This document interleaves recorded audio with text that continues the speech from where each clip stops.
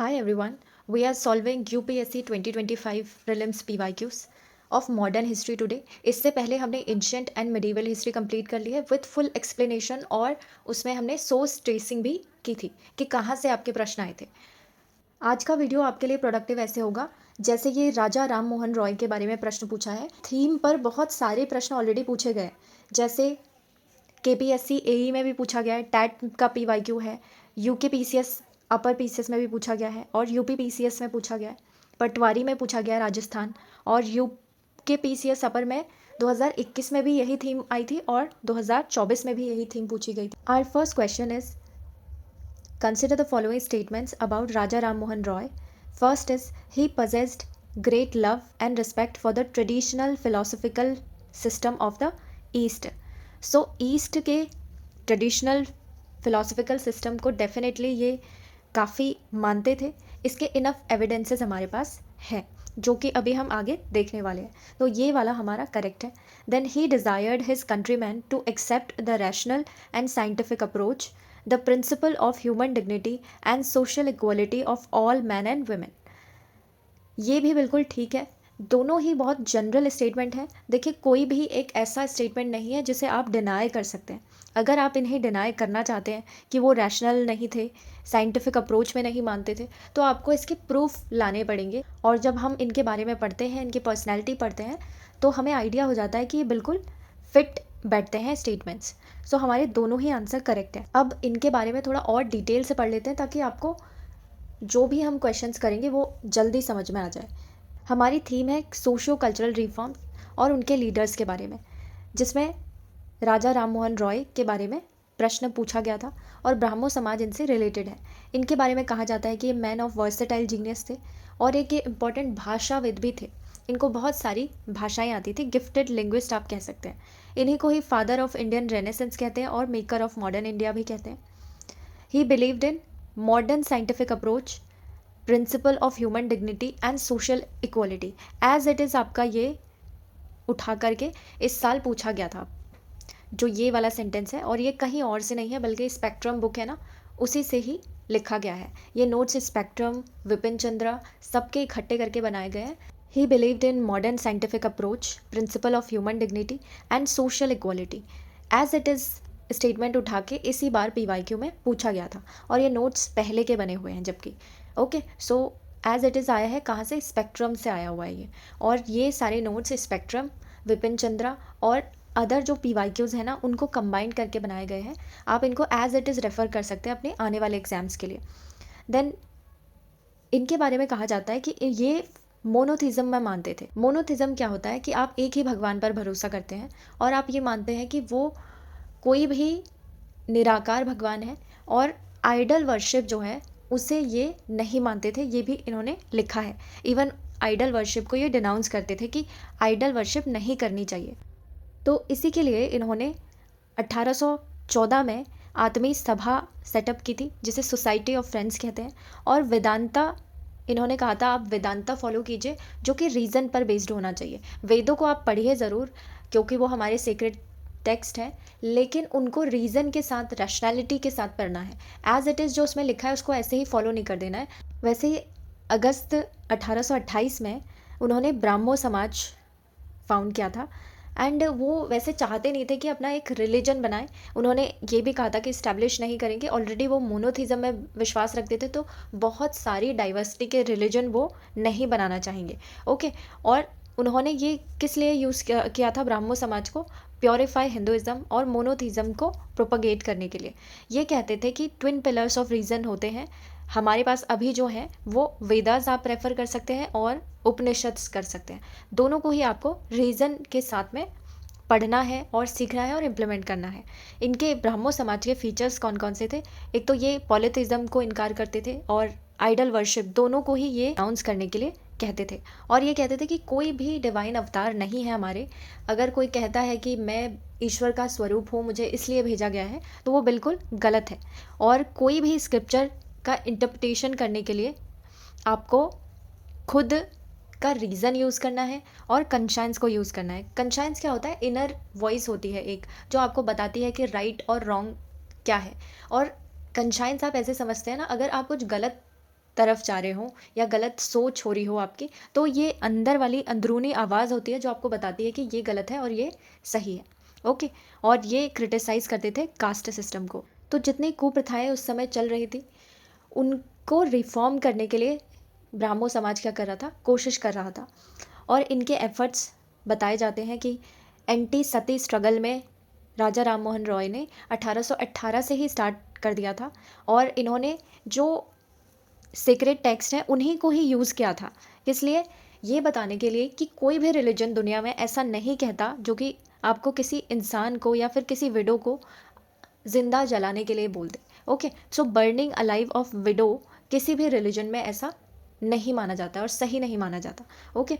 Besides appealing to humanity, reason and compassion. Compassion क्या होता है? जब आप एथिक्स पढ़ेंगे तो कंपैशन होता है, एक तो आपको एम्पैथी है, आप समझ रहे हैं कि किसी इंसान को कोई दुख है और आप उसे अच्छी तरीके से उसका दुख फील भी कर रहे हैं, लेकिन उसके लिए आप कोई एक्शन लेते हैं या नहीं, ये डिपेंड करेगा कि आप कितने कंपैशनेट हैं। ओके। 1829 में आप देखें तो इन्होंने अबॉलिशन ऑफ सती प्रैक्टिस में बहुत योगदान दिया था। उस टाइम पे जो आपके गवर्नर जनरल थे, उन्होंने इनको सपोर्ट किया था, जिनकी वजह से एक रेगुलेशन आया सती बैन को लेकर 29 में ही, 1829 में। तो उसके हिसाब से फिर सती को अबॉलिश कर दिया गया था। इन्होंने मॉडर्न एजुकेशन को प्रमोट करने के लिए काफ़ी कदम उठाए थे। 1825 में इन्होंने वेदांता कॉलेज की स्थापना की थी। ये एक एक फैक्ट है ना, अभी पूछा गया है, आप देखेंगे जब हम एमसीक्यूज़ करेंगे। और वही जो मॉडर्न आइडियाज़ हैं उनको प्रोपगेट करने की ये बात कर रहे थे। इसके साथ ही सोशल रिफॉर्मर्स और भी पढ़ लेते हैं, क्योंकि जब आप एमसीक्यूज़ करेंगे तो एलिमिनेशन में आएंगे ये। देवेंद्र नाथ टैगोर हैं, ये भी ब्राह्मो समाज से ही रिलेटेड है। इन्होंने तत्वबोधिनी सभा की स्थापना की थी 1839 में, 1839 में। और ये कहते थे कि मैं ब्राह्मो समाज के आइडियल्स और जो प्रिंसिपल हैं उन्हीं को ही प्रोपगेट करने के लिए ये सभा की स्थापना कर रहा हूँ। देन केशव चंद्र सेन, इन्होंने ब्राह्मो समाज से ही जुड़े थे, लेकिन इनका जो ब्राह्मो समाज था ना, ये चाहते थे कि ऑल इंडिया लेवल पर ये फैल जाए। ओके। सो ब्राह्मो समाज ऑफ इंडिया 1866 इनके ब्राह्मो समाज को कहा जाता है। इन्होंने एक इम्पॉर्टेंट कीवर्ड आता है कॉस्मोपॉलिटनाइजेशन ऑफ समाज, मीटिंग और टीचिंग्स, दोनों को इन्होंने क्या किया, बंगाल से बाहर भी प्रोपगेट करने की कोशिश की थी। और ये जो है, इसको देखते हुए देवेंद्र नाथ टैगोर जो हैं उनको ये चीज़ें पसंद नहीं आई। वो चाहते थे कि आप ट्रेडिशनल जो ब्राह्मो समाज है उसी की वैल्यूज़, उसी की टीचिंग्स को आप फैलाओ। और ये बंगाल से बाहर भी नहीं गए, लेकिन जो केशव चंद्र सेन हैं उन्होंने बंगाल से बाहर भी इसे प्रोपगेट किया था। इसलिए जो देवेंद्र नाथ टैगोर थे उन्होंने क्या किया, अपने ब्राह्मो समाज को आदि ब्राह्मो समाज का नाम दे दिया कि हम जो है ट्रेडिशनल ब्राह्मो समाज की वैल्यूज़ को प्रोपगेट करेंगे। सिग्निफिकेंस क्या आया था ब्राह्मो समाज का? जितनी भी कुप्रथाएं उस समय चल रही थी, जैसे सती हो गया, पर्दा, चाइल्ड मैरिज, पॉलीगैमी, कास्टिज्म, उन सब पर इन्होंने काम किया था ताकि कुछ सोशल रिफॉर्म्स निकल कर आएँ। और फिर जो ये चीज़ है ना, इसकी एक लिमिटेशन आप लिख सकते हो कि ज़्यादातर जो ब्राह्मो समाज है ट्रेडिशनल वाला, वो बंगाल के बाहर नहीं गया। और वैसे ही एक प्रार्थना समाज करके आता है। प्रार्थना समाज का इस्टेब्लिशमेंट कब हुआ था? 1867 में बॉम्बे में हुआ था। सिमिलर वैल्यूज़ और प्रिंसिपल्स थे जैसे कि ब्राह्मो समाज के थे। और एम.जी. रानडे जो थे उन्होंने जॉइन किया इसे 1870 में, और ये भी ऑल इंडिया लेवल पर फोकस कर रहे थे सोशल रिफॉर्म्स को लेकर। नाउ 2021 में आपका ऑलरेडी PYQ आ चुका है, उसमें है यंग बंगाल मूवमेंट के बारे में, और इससे रिलेटेड पर्सनैलिटी कौन है? Henry Vivian Derozio. 1820 से 1830 तक ये चला था। और जो बंगाल वाला रीजन है वहाँ पर ये फ्लरिश हुआ था मूवमेंट। जो सुरेंद्र नाथ बैनर्जी हैं उन्होंने जो मूवमेंट के इम्पॉर्टेंट पर्सनालिटीज़ थी या जो भी मेंबर्स थे उनको क्या कहा? डेरोजियंस कहा, और pioneer of modern civilization of Bengal कहा। किसने कहा ये भी आ सकता है, तो ऐसे ही प्रश्न आपके बन जाते हैं। वुमेन और एजुकेशन दोनों को लेकर इन्होंने काफ़ी काम किया था। देन जो हेनरी विवियन डेरोजियो हैं उनके बारे में कहा जाता है कि फ्रेंच रिवोल्यूशनरी जो आइडियाज़ थे जैसे लिबर्टी, फ्रेटर्निटी, इन सब से काफ़ी इंस्पायर्ड थे और ये चाहते थे कि ये इंडिया में भी प्रोपगेट हो। और इन्होंने हिंदू कॉलेज बंगाल में जो है वहाँ पर पढ़ाया भी था। लेकिन ये मूवमेंट जो है ना, ये कुछ ज़्यादा सक्सेसफुल नहीं रहा, बल्कि इसे फेल्ड मूवमेंट कहा गया। क्यों? क्योंकि ग्राउंड रियलिटीज़ कुछ और थी।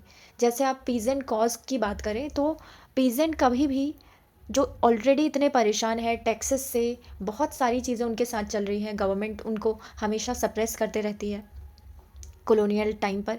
तो फ्रेंच रिवॉल्यूशनरी आइडियाज़ उनके लिए बहुत मॉडर्न होते और उनसे रिलेट भी नहीं करते, है ना? क्योंकि जो इंसान खाने पीने के लिए ही चिंतित है कि आज हमें खाना मिलेगा या नहीं, वो कहाँ इतने मॉडर्न आइडियाज़ की बात करेगा, या उसे पता भी नहीं होगा कि ये चीज़ें क्या हैं।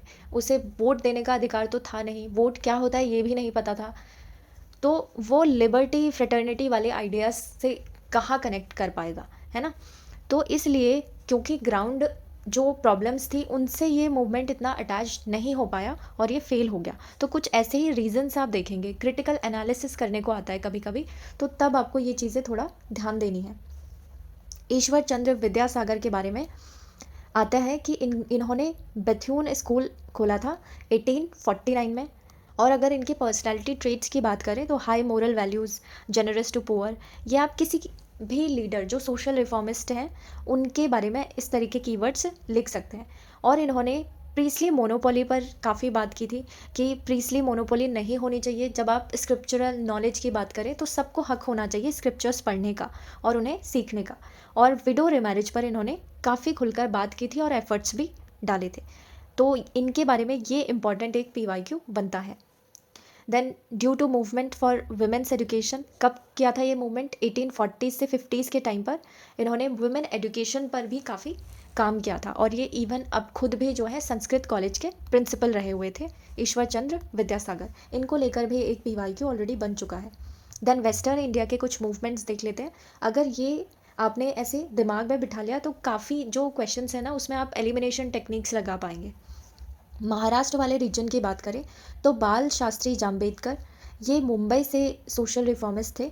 इन्होंने जर्नलिज्म में काफ़ी योगदान दिया था, जैसे दर्पण, दिग्दर्शन। ये दिग्दर्शन जो है वो साइंटिफिक आर्टिकल्स के लिए काफ़ी फेमस था। और परमहंस मंडली, ये 1849 के अराउंड फ्लरिश हुआ था महाराष्ट्र में ही, और हिंदू रिलीजन के रिफॉर्म्स को लेकर ये बात करते थे। फिर है गोपाल हरि देशमुख, लोक हितवादी। ऑलरेडी आपका UPSC का प्रश्न है। ये भी महाराष्ट्र से ही थे और इनका एक वीकली आता था हिटाचू करके। तो ये पूछा जा सकता है अगर आप MPSC की तैयारी कर रहे हैं तो उसमें ये पूछा जाएगा। इम्पॉर्टेंट वहीं का ही PYQ है। देन पीरियोडिकल्स थे इनके, जैसे ज्ञान प्रकाश, इंदु प्रकाश, ये सब आते थे। इम्पॉर्टेंट पर्सनैलिटीज़ ऑलरेडी ये आए हुए हैं। देन ज्योतिबा फुले की बात करें और सत्य शोधक समाज की बात करें तो एक दूसरे से रिलेटेड है। इन्होंने ट्रुथ सीकर्स सोसाइटी की स्थापना की थी 1873 में, और ये सतारा महाराष्ट्र से बिलोंग करते थे। इनकी कुछ बुक्स हैं इंपॉर्टेंट जो आपको एज इट इज़ ध्यान में रखनी है। वह है सर्वजनिक, सत्य धर्म और गुलामगिरी। PYQ है already. Then gained title of Mahatma, Jyotiba Phule को भी महात्मा का टाइटल मिला था जैसे महात्मा गांधी जी को मिला था। और इन्होंने जेंडर इक्वालिटी, वुमेन एजुकेशन पर काफ़ी काम किया था। और इनकी जो वाइफ है ना सावित्री बाई फुले, उन्होंने भी इन्हें काफ़ी सपोर्ट किया था, इनके साथ कंधे से कंधा मिलाकर इन सभी चीज़ों पर, सोशल रिफॉर्म्स पर काम किया था। देन गोपाल गणेश अगारकर की बात करें तो ये भी महाराष्ट्र से ही हैं, और इन्होंने Deccan education society and Fergusson college दोनों की स्थापना में काफ़ी रोल निभाया था, और ये उसके को-फाउंडर भी रहे थे। जो केसरी है उसके फर्स्ट एडिटर ये रहे थे। और सुधारक पीरियोडिकल इन्होंने निकाला था जो कि अनटचेबिलिटी को अपोज करता था और इसके खिलाफ आवाज़ उठाता था। Most important one, the servants of India society 1905, Gopal Krishna Gokhale इससे जुड़े एक इम्पॉर्टेंट पर्सनैलिटी है। इन्होंने हेल्प ली थी MG रानडे की। और जो सर्वेंट्स ऑफ इंडिया सोसाइटी है उसमें बात की गई थी कि जो भी हम गवर्नमेंट से कहेंगे वो कॉन्स्टिट्यूशनल मीन्स के थ्रू ही मांगेंगे, और ये चाहते थे कि जो पॉलिटिकल कॉन्फ्लिक्ट्स चल रहे हैं उनसे हटकर कुछ सोशल रिफॉर्म्स किए जाएं जो कि गवर्नमेंट जिनको अपोज भी नहीं करे। ओके, तो इसलिए कॉन्स्टिट्यूशनल मीन्स को ज़्यादातर अपनाते थे। इंटरेस्ट ऑफ इंडियन पीपल के लिए इन्होंने कुछ चीज़ें भी पब्लिश की थी, जैसे हितावड़ा, इसमें अपनी ये बातें रखते थे और बताते थे कि क्या क्या सोशल रिफॉर्म्स हमें चाहिए और क्या क्या होने चाहिए। देन सोशल सर्विस लीग देखें तो NM जोशी जो कि बॉम्बे से ही बिलोंग करते थे, उन्होंने इसको इस्टेब्लिश किया था। इवन जो सर्वेंट्स ऑफ इंडिया सोसाइटी है ना, वो अभी भी फंक्शन कर रही है। जो बालवाड़ीज़ देखे होंगे आपने, आश्रम स्कूल्स देखे होंगे ट्राइबल गर्ल्स के लिए, वो सर्वेंट्स ऑफ इंडिया सोसाइटी के एफर्ट्स से भी बने थे। नाउ अब हम देख लेते हैं पहले जो हमारे PYQs आए थे। यहाँ पर फर्स्ट उसका ही PYQ था, जिसमें हमने देखा था Raja Ram Mohan Roy was deeply influenced by Indian philosophical traditions, specially Upanishads and Vedanta. Okay, और ईस्टर्न थॉट्स को काफ़ी इन्होंने एम्ब्रेस किया था, और लीडिंग रिफॉर्मर, सोशल रिफॉर्मर रहे हुए थे। Rationalism, scientific temper, these are some keywords. Now we have our MCQs और I would say question and answers. So Raja Ram Mohan Roy advocate थे, ये टैट में पूछा गया है। और सीरियस UPSC सीरियस 2017 में ये दोनों स्टेटमेंट आए थे कि इन्होंने स्टार्ट किया था आत्मी सभा और ब्राह्मो समाज इन्होंने फाउंड किया था। अब जो आपके SSC और किसी भी स्टेट PSC में है, वो इस तरीके के प्रश्न बन सकते हैं कि कब किया गया था और कहाँ किया गया था। तो आत्मी सभा की स्थापना कब हुई थी? 1814 में कोलकाता में हुई थी, और ब्राह्मो समाज 1828 में कोलकाता में ही हुआ था। और इन्होंने एक बुक लिखी थी इम्पॉर्टेंट, वो है तुहफत अल मुआहिदीन, अ गिफ्ट ऑफ मोनोथीस्ट आप इसे कह सकते हैं इंग्लिश में। ये तीनों स्टेटमेंट ऑलरेडी KPSC AE की परीक्षा में पूछा गया था, जो इंजीनियरिंग का एग्ज़ाम होता है। देन UK PCS में इसी बुक को लेकर प्रश्न आया था, अपर PCS 2021 का, कि जो गिफ्ट ऑफ मोनोथीस्ट है ना, वो बुक कौन सी लैंग्वेज में लिखी गई है? तो वो पर्शियन लैंग्वेज में है। एक चीज़ यहाँ पे ध्यान देनी चाहिए, ऐसे ही ट्रिक्स अपनाते हैं वो। आपको बुक का नाम दिया था अ गिफ्ट ऑफ मोनोथीस्ट, और पहला ऑप्शन आपको दिया था इंग्लिश में लिखी है। तो नाम अगर ये था और पहला ही ऑप्शन उसमें इंग्लिश दिया हुआ था, ऐसे ही क्वेश्चन में ना ट्रैप्स सेट करते हैं। अगर आपको पता होता कि ये गिफ्ट ऑफ मोनोथीस्ट है, उसका असली नाम ये था और ये एक पर्शियन लैंग्वेज में है, तो बिल्कुल सही रहता। ओके, देन मुगल एम्पायर ने राजा राम मोहन रॉय को राजा का टाइटल दिया था। कौन से एम्पायर थे वो? अकबर सेकंड थे। यही हमारा प्रश्न पूछा गया था UP PCS 2012 में। और रविंद्रनाथ टैगोर ने इन्हें भरत पथिक टाइटल दिया था। गोपाल कृष्ण गोखले ने इन्हें फादर ऑफ इंडियन रेनेसेंस बोला, और फादर ऑफ मॉडर्न इंडिया भी बोला, जो कि आपके TNPSC जैसे एग्जाम्स में पूछा गया है। और ये SI जो सब इंस्पेक्टर का एग्ज़ाम है कर्नाटक का, उसमें पूछा गया था। देन ग्रेटेस्ट अचीवमेंट जो इनका माना जाता है वो है अबॉलिशन ऑफ सती में इन्होंने काफ़ी एफर्ट्स दिए थे 1829 AD में। ऑलरेडी हमने ये पढ़ लिया है नोट्स में ही, आप देखिए ये नोट्स से ही रिपीट हो रहे हैं अभी आपके, और रिवाइज भी होते जा रहा है। देन राजस्थान पटवारी में ये पूछा गया था। एक इम्पॉर्टेंट पोटेंशियल क्वेश्चन ये बन सकता है कि उस समय गवर्नर जनरल कौन थे? तो लॉर्ड विलियम बेंटिक थे उस टाइम पर। 4 दिसंबर 1829 1829 में इन्होंने ये रेगुलेशन निकाला था अबॉलिशन ऑफ सती को लेकर। Then to propagate the ideas of Raja Ram Mohan Roy who founded Tattvabodhini Sabha in 1839। ये UK PCS अपर 2024 में रिपीट हुआ है। देखिए थीम एक ही है, सोशल रिफॉर्म्स को लेकर, तो आपको सोशल रिफॉर्म्स की थीम जो है उसको अच्छे तरीके से करके जाना है। अगली बार हो सकता है young Bengal movement, Henry Vivian Derozio के बारे में पूछे, लोक हितवादी के बारे में पूछे। ओके, तो हमने देखा था देवेंद्र नाथ टैगोर थे जिन्होंने तत्वबोधिनी सभा स्टार्ट की थी। अब ये वाला फैक्ट कब की थी ये भी आ सकता है। देन इन 1830, जहाँ पर भी मैंने RRR लिखा है उसका मतलब है Raja Ram Mohan Roy. He went to England, ये वेस्ट टू हो गया था। ये इंग्लैंड गए थे, किस वजह से गए थे? एज एम्बेसडर गए थे मुगल एम्पायर के। क्यों गए थे? ताकि जो इनका जो बेंटिक के टाइम पर बंगाल सती रेगुलेशन हुआ था पास, उसको रिवर्स होने से बचा ले।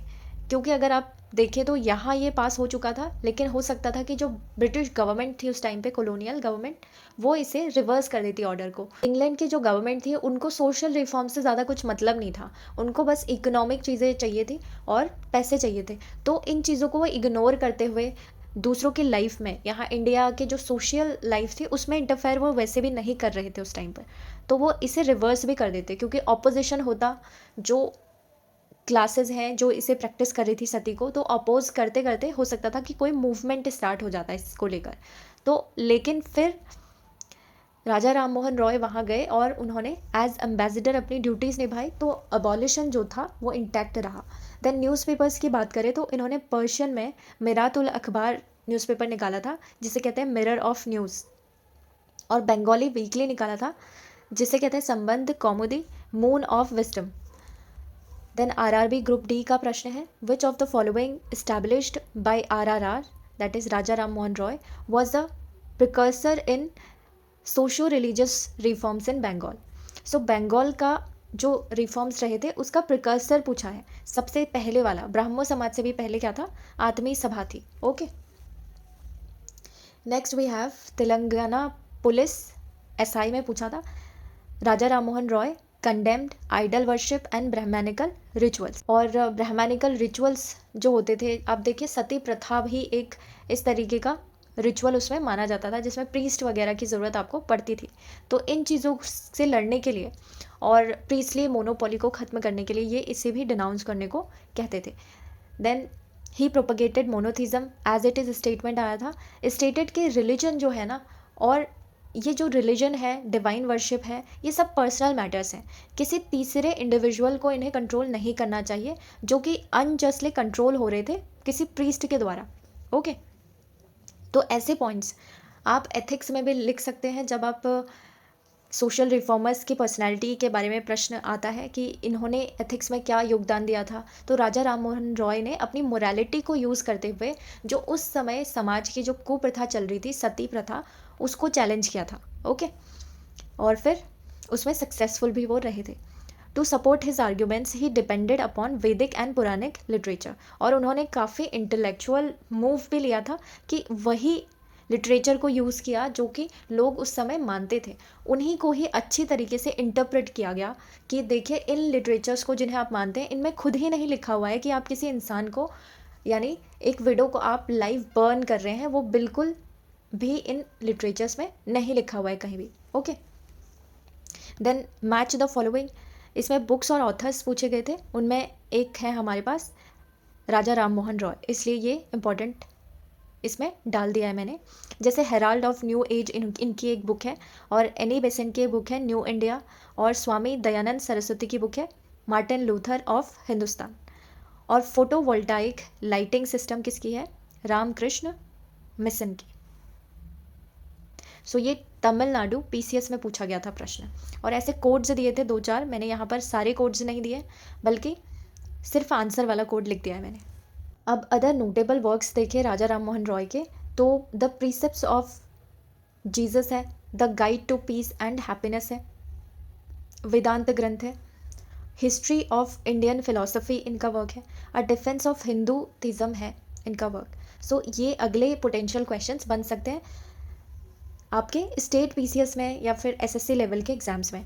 Then Vedanta college in Calcutta इन्होंने ही स्टार्ट किया था, ऑलरेडी ये पीवाईक्यू था।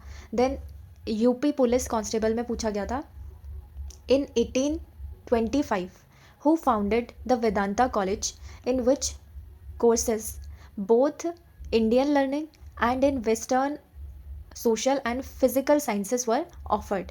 यानी जहाँ इंडियन और वेस्टर्न दोनों ही कोर्सेज और एजुकेशन को लेकर कोर्सेज ऑफर होते थे, तो राजा राम मोहन रॉय ने ही वेदांता कॉलेज की स्थापना की थी। नेक्स्ट पोटेंशियल क्वेश्चन कब की थी, 1825 में। देन नोट याद रखना है आपको, 2 अदर एजुकेशनल इंस्टीट्यूशंस हैं, कौन कौन से, एक तो हिंदू कॉलेज है और एक है पाठशाला, और कलकत्ता कॉलेज भी इन्होंने ही इस्टेब्लिश किया था। अगर आप इन जगहों से बिलोंग करते हैं तो आपको इनकी क्रोनोलॉजी भी याद करनी चाहिए कि कब कब फाउंडेड थे। देन नोट है, एक ऑप्शन में नोट आया हुआ था राजा राम मोहन रॉय, इसी तरीके के क्वेश्चन में, उसमें ये पूछा था कि इंडियन रिफॉर्म एसोसिएशन जो है वो किससे रिलेटेड है, तो राजा राम मोहन रॉय से रिलेटेड नहीं है बल्कि केशव चंद्र सेन से रिलेटेड है। इन्होंने इसको इस्टेब्लिश किया था और कलकत्ता में किया था 1870 में, और इसका ऑब्जेक्टिव क्या था कि जो चाइल्ड मैरिज है ना, उसके अगेंस्ट एक पब्लिक ओपिनियन को क्रिएट करना। Okay, next one Tamil Nadu PCS 2024 में ही पूछा है, that Raja Ram Mohan Roy favour करते थे पॉलीगैमी, तो ये बिल्कुल गलत हो जाएगा क्योंकि हमने देखा था मोनोगैमी को ये प्रोपगेट करते थे। He established the Vedanta college 1825। Brahmo Samaj के बारे में यूपीएससी प्रीलिम्स 2012 में प्रश्न ऑलरेडी आ गया है, दैट इट अपोज्ड आइडल्ट्री, बिल्कुल सही है, आइडल वर्शिप को ये कंडेम करते थे। It denied need for a priestly class for interpreting religious text, और ये बिल्कुल सही हमने देखा था तब जबकि इन्होंने कहा था कि स्क्रिप्चर्स नॉलेज जो है वो सब तक जानी चाहिए। तो प्रीस्टली क्लास की जो मोनोपोली है उसको ये ख़त्म करना चाहते थे, और ये रिलीजियस टेक्स्ट आम लोग भी खुद से पढ़ सके, इंटरप्रेट कर सके, ये चाहते थे। और इन्होंने पॉपुलराइज किया था कि doctrine that Vedas are infallible, ऐसा कोई डॉक्टरिन इन्होंने पॉपुलराइज नहीं किया था। ऑल्दो इन्होंने वेदास की टीचिंग को यूज़ किया था समझाने के लिए लोगों को, लेकिन इन्होंने कभी ये क्लेम नहीं किया कि जो वेदास हैं वो इनफॉलेबल हैं, उनमें कोई गलती नहीं हो सकती। ओके, ऐसे कुछ एक्सट्रीम अगर स्टेटमेंट्स या कीवर्ड्स आए तो उनको ध्यान से पढ़िए कि वो सच में ऐसा था या नहीं। देन एसएससी सीजीएल में पूछा गया था 2025 में, how did Raja Ram Mohan Roy actively support the campaign against Sati in early 1800s इन बंगाल। तो ये इन्होंने प्रिंट मीडिया को यूज़ किया और पब्लिक डिबेट्स को यूज़ किया। अदर ऑप्शंस जो यहाँ पर थे ना, वो ये था कि रेडियो के थ्रू, टीवी के थ्रू, तो ऐसा नहीं है, प्रिंट मीडिया इन्होंने एक्सटेंसिवली यूज़ किया था और पब्लिक डिबेट्स को भी यूज़ किया।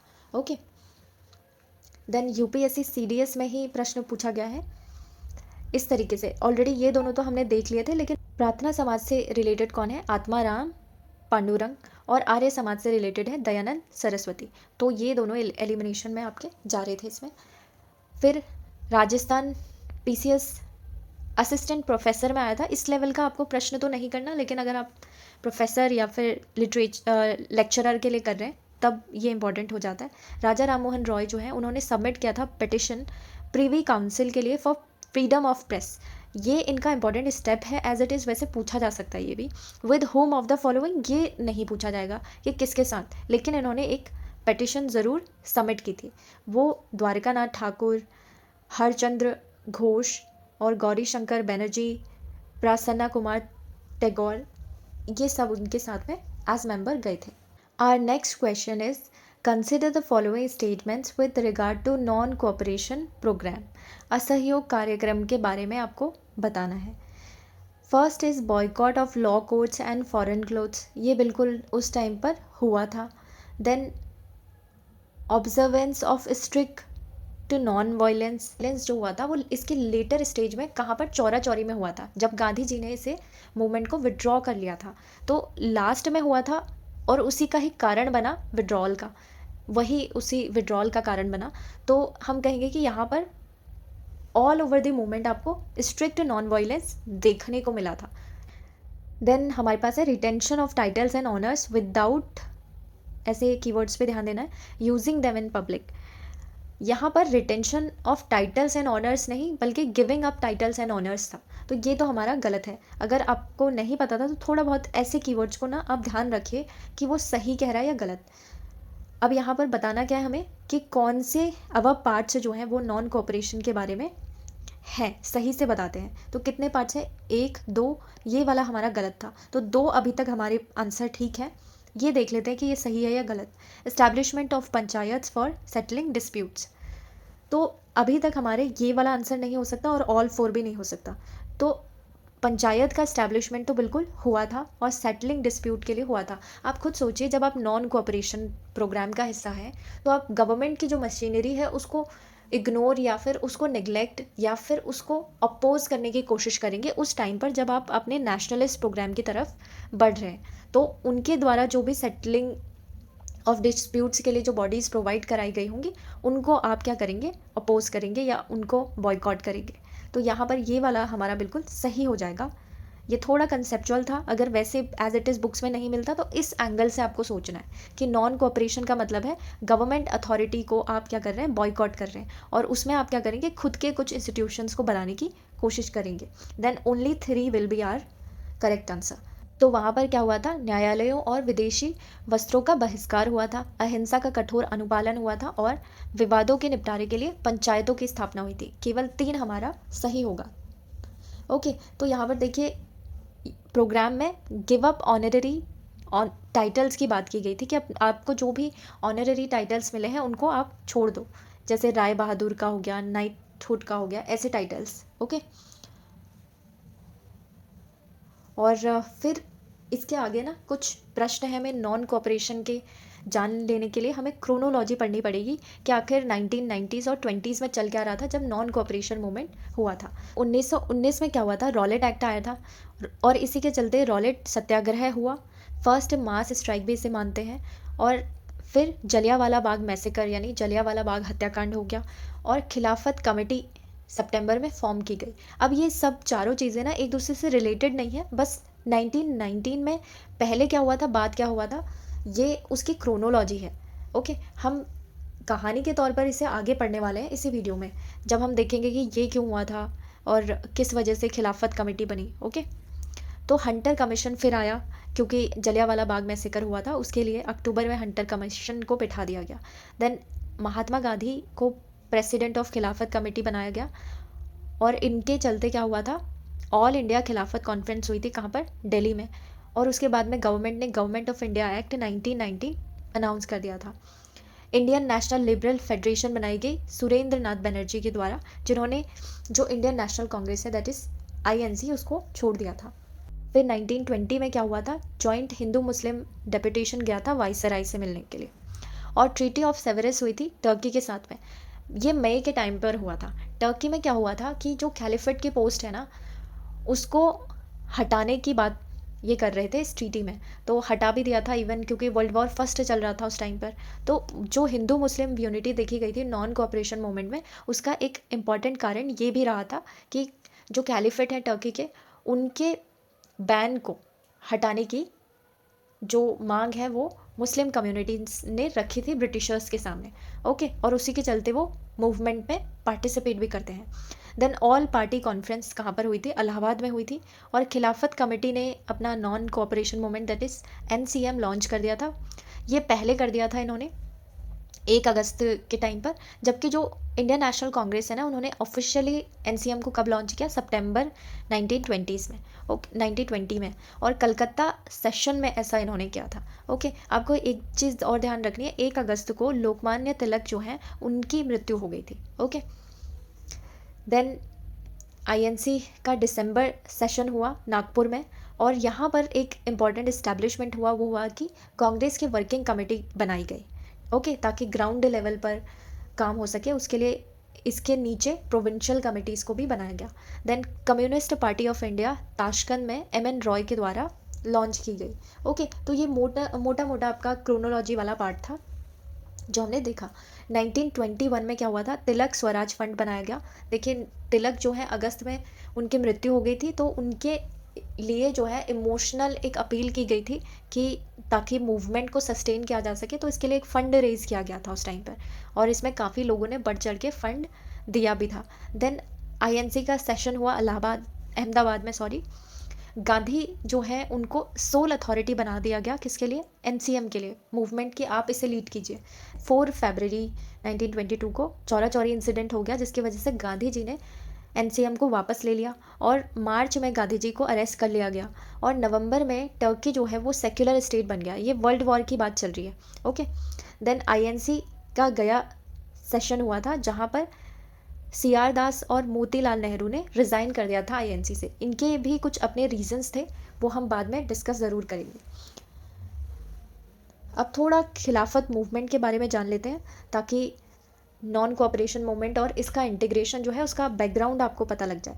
सो फरवरी 1920s में ये स्टार्ट हो गया था वर्ल्ड वॉर फर्स्ट के चलते। वर्ल्ड वॉर फर्स्ट में 2 पावर्स थी, एक तो अलाइड पावर्स थी और एक सेंट्रल पावर्स थी।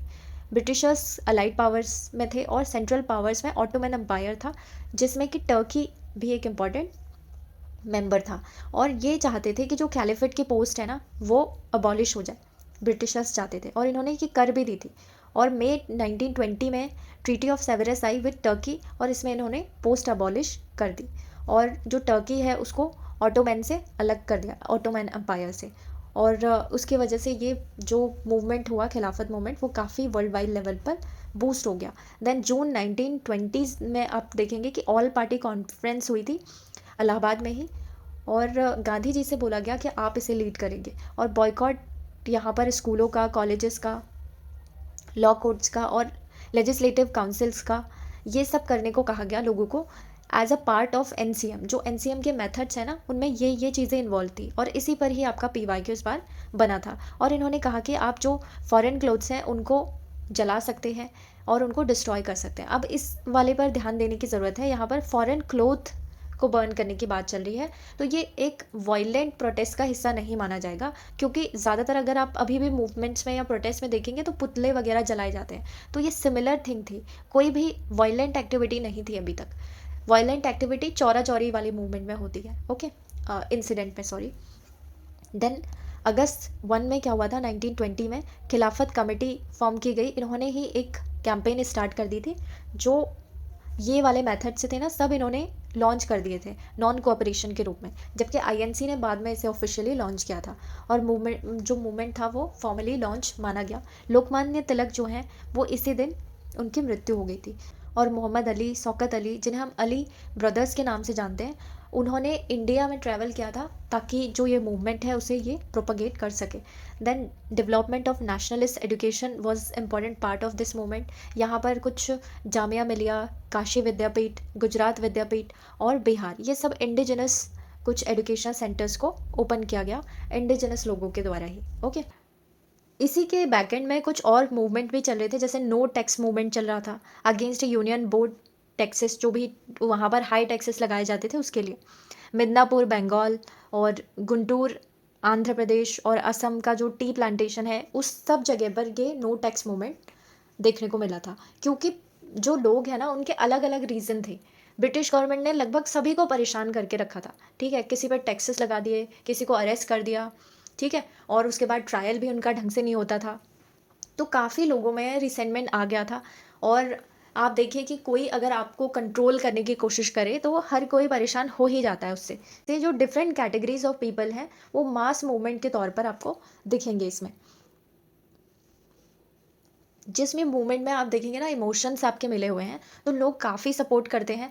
जैसे स्वदेशी मूवमेंट के टाइम पर आपका बंगाल का विभाजन चल रहा था, उससे पहले पार्टीशन ऑफ बंगाल जो इमीडिएट कॉज बना था, तो उसमें भी आपने देखा होगा कि इमोशंस थे लोगों के, लोगों ने काफ़ी बढ़ चढ़कर सपोर्ट किया था, इवन फ्रेटर्निटी को काफ़ी आगे उस मोमेंट ने बढ़ाया था, ओके।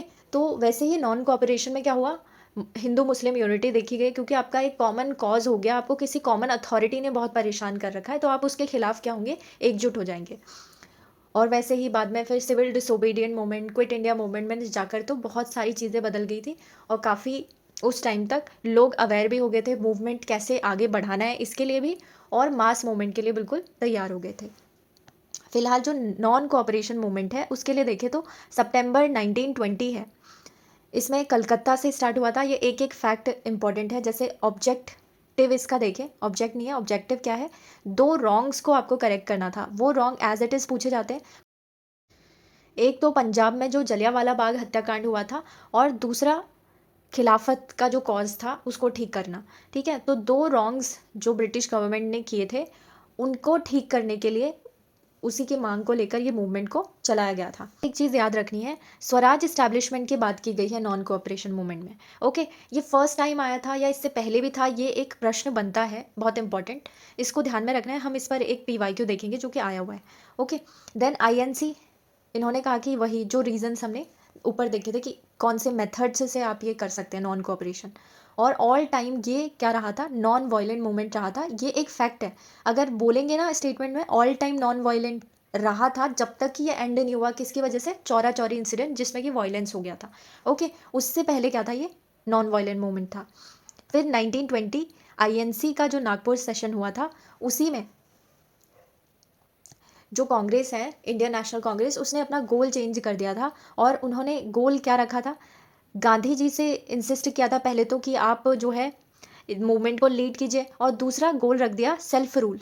पहली बार जो सेल्फ रूल ऑफिशियली आईएनसी ने कहा था वो नॉन कोऑपरेशन मूवमेंट में कहा था, okay, by peaceful and legitimate means. अभी भी नॉन वायलेंट है क्योंकि मूवमेंट, तो आप कुछ ऐसा नहीं कर रहे हैं जो गवर्नमेंट को ऑफेंड कर दे। अभी भी क्या चल रहा है कि हम लेजिटिमेट मींस के थ्रू लेंगे, क्योंकि इसके पीछे रीजंस हैं, आप हमें एटलीस्ट स्वराज्य तो दे ही सकते हैं। इसमें एक प्रॉब्लम भी आई थी, वो ये थी कि स्वराज्य का मतलब क्या है, सबके लिए अलग अलग बन रहा था।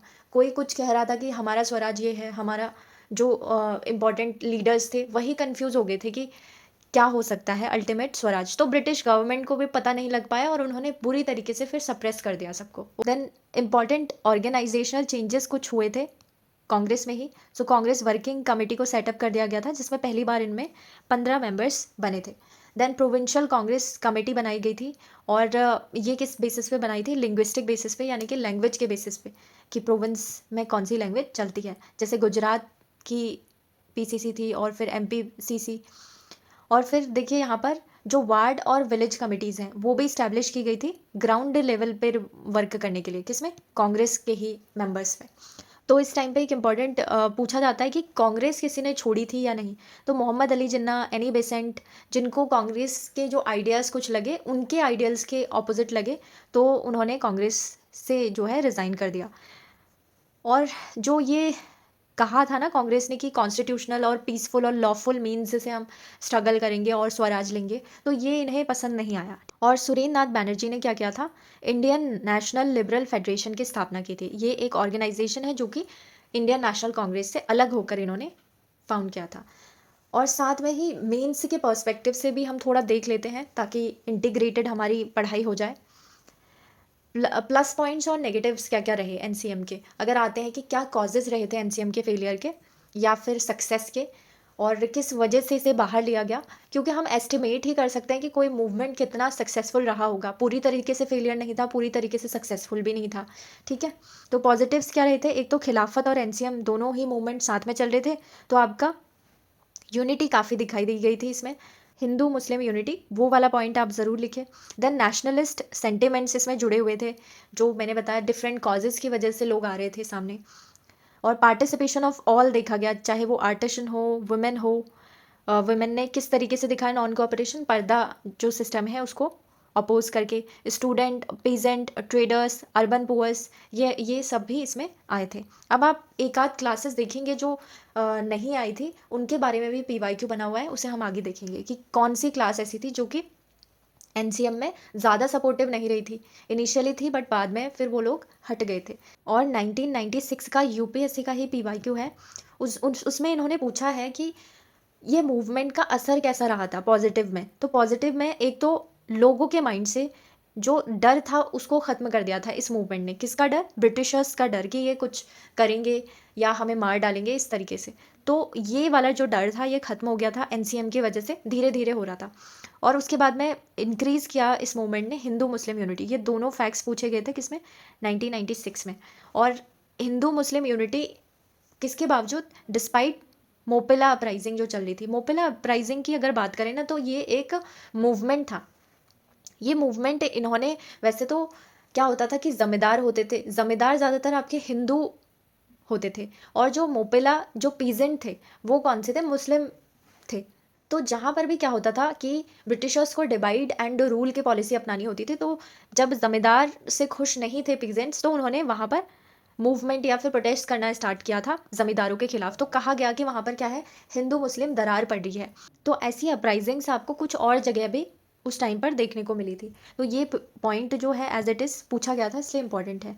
सो अब देखिए तो नेगेटिव्स, नेगेटिव्स का मतलब यहाँ पर आप एग्जाम में नेगेटिव नहीं लिखेंगे, नेगेटिव की जगह लिखेंगे लिमिटेशंस ऑफ द मूवमेंट, या फिर क्या इसके कुछ कारण रहे जिसकी वजह से बहुत ज़्यादा सक्सेसफुल नहीं रह पाया।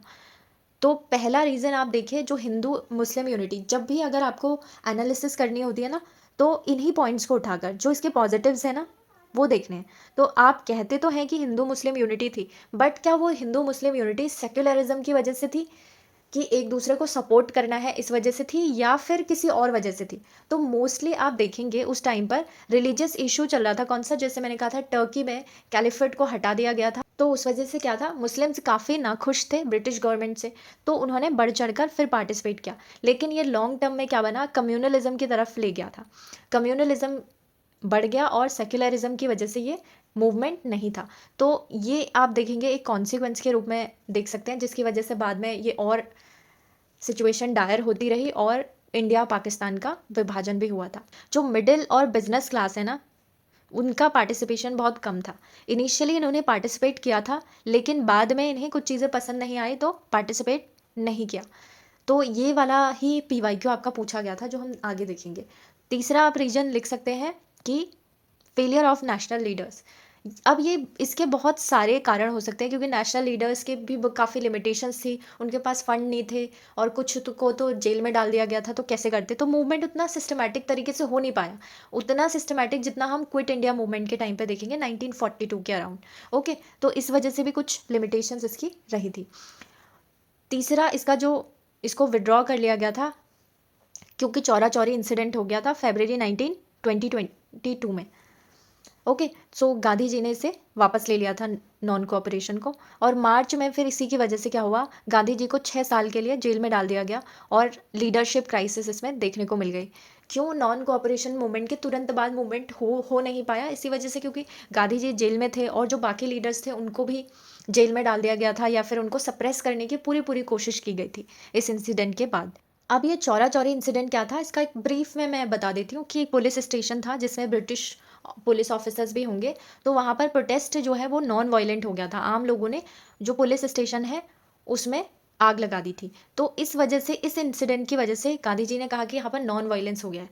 अब आप ऐसे इंसिडेंसेस देखेंगे ना, तो मास मूवमेंट जहाँ पर होता है तो आप हर किसी को कंट्रोल नहीं कर सकते, लीडर के हाथ में होता ही नहीं है, क्योंकि कुछ लोग अपने आप से ही काम करना स्टार्ट कर देते हैं, या फिर जो दूसरी पार्टी होती है वो उन्हें हायर करती है कि आप इस पीसफुल मूवमेंट को जो है नॉन वायलेंट बना दो ताकि हम इसे सप्रेस कर पाएँ।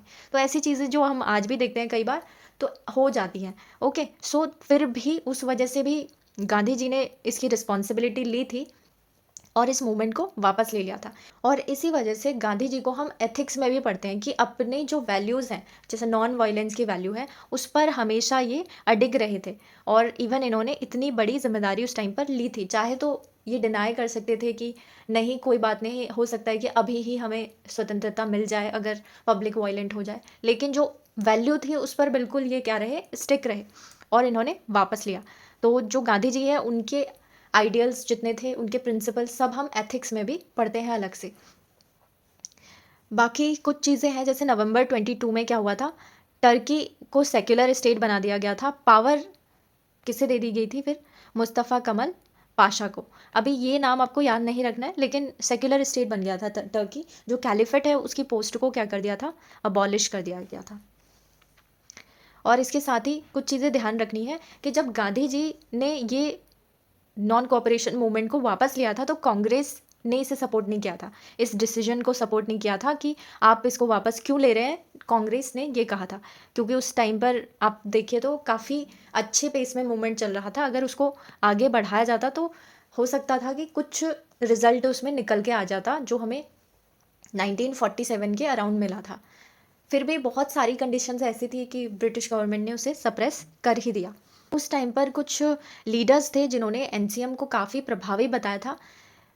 बगैर कि हम रेवोल्यूशनरी एक्टिविटी या टेररिज्म करें, तो हमें नॉन कोऑपरेशन मूवमेंट को ही अपनाना चाहिए। इसे वायबल पॉलिटिकल ऑल्टरनेटिव इन्होंने माना था। वो कौन थे? राजेंद्र प्रसाद और वल्लभ भाई पटेल जैसे लीडर्स थे। Then we have some important uprisings जो कि उस टाइम पर चल रही थी बैक एंड में नॉन कोऑपरेशन मूवमेंट के। लोकल स्ट्रगल्स के तौर पर, जैसे अवध किसान मूवमेंट चल रहा था यूपी में, ईका मूवमेंट चल रहा था यूपी में, मोपेला रिवॉल्ट जिसकी मैंने बात की थी, मालाबार और सिख रिवॉल्ट भी चल रहा था for removal of the Mahant of Punjab. तो हर जगह मतलब ब्रिटिशर्स ने किसी न किसी को परेशान करके रखा हुआ था। अब गवर्नमेंट रिस्पॉन्स देखे तो बहुत ही क्या रहा था, सप्रेसिव रहा था, लोगों को काफ़ी इन्होंने उस टाइम पर दबा दिया था। Try to separate Gandhi from Khilafat leader, जो इंटीग्रेटेड हिंदू मुस्लिम यूनिटी बन रही थी, वो गांधी जी ने काफ़ी उसमें योगदान दिया था। इस वजह से चाहते थे कि जो खिलाफत कमेटी है या फिर खिलाफत मूवमेंट है वो एनसीएम से अलग हो जाए। तो डिवाइड एंड रूल की जो पॉलिसी है वो अगेन इन्होंने यहाँ पर अपनाई। फिर गांधी जी एंड वायसराय जो रीडिंग थे उस टाइम पे, कौन से थे? वायसराय रीडिंग का जो कार्यकाल था चल रहा था, इन दोनों ने बात की थी। और जो लोगों ने वॉलंटियर कॉप्स बनाए थे ना, उनको इलीगल डिक्लेयर कर दिया गवर्नमेंट ने कि आप जो हैं जब भी इनको देखें तो अरेस्ट इनका हो जाए। देन लीडर्स को अरेस्ट कर लिया एक्सेप्ट गांधी जी। उस टाइम पर गांधी जी को अरेस्ट नहीं किया था, लेकिन गांधी जी फिर चौरा चौरी इंसिडेंट के बाद अरेस्ट हुए थे। और प्रेस को इन्होंने बिल्कुल दबा दिया था, प्रेस को तो बिल्कुल ही ख़त्म कर दिया था ताकि लोग अपनी बातें ही ना बोल पाएँ। देन पब्लिक मीटिंग्स को बैन कर दिया गया, लोग एक दूसरे से कांटेक्ट ही नहीं करेंगे, बात नहीं करेंगे, तो मूवमेंट ही बंद हो जाएगा। देन दिसंबर 1921 के अराउंड इंडियन नेशनल कांग्रेस ने गांधी जी को अपॉइंट किया था जो ये इशू है उसको हैंडल करने के लिए, एक सोल अथॉरिटी के तौर पर। सोल मतलब आप इसे अकेले हैंडल करेंगे, आपको लीडर चुना गया है बेसिकली इसके लिए। सो 1 फरवरी 1922 में गांधी जी ने कहा कि हम सिविल डिसोबीडियंस लॉन्च कर देंगे। कहाँ से कहा था इन्होंने? जब कांग्रेस वर्किंग कमेटी की मीटिंग चल रही थी बारदौली गुजरात में, वहाँ से। अगर हमारी 2 मांगे पूरी नहीं हुई, कौन सी? एक तो जो पॉलिटिकल प्रिजनर्स हैं उनको आप रिलीज़ कर दीजिए, और दूसरा जो ये आपने प्रेस को सप्रेस करके रखा है उस पर से अपने कंट्रोल को हटाइए। अगर ये 2 चीज़ें हो जाती है तब तो नहीं करेंगे, अदरवाइज हम सिविल डिसोबीडियंस मूवमेंट को लॉन्च करेंगे। प्रश्न पूछा है यूपीएससी ने 2000 में कि किसके क्या स्टेटमेंट थे एनसीएम को लेकर। तो एक स्टेटमेंट है, एचिंसन है जो लेफ्टिनेंट गवर्नर थे उस टाइम पे पंजाब के, उन्होंने इनडायरेक्टली एक्सेप्ट किया था कि देखिए एनसीएम ऐसा मूवमेंट था जिसमें हम हिंदू और मुस्लिम यूनिटी को डिनाई नहीं कर सकते। जो हमने पहले डिवाइड एंड रूल की पॉलिसी अपनाई थी वो इस मूवमेंट में हमारी काम नहीं आई। तो यही स्टेटमेंट है उसके बारे में।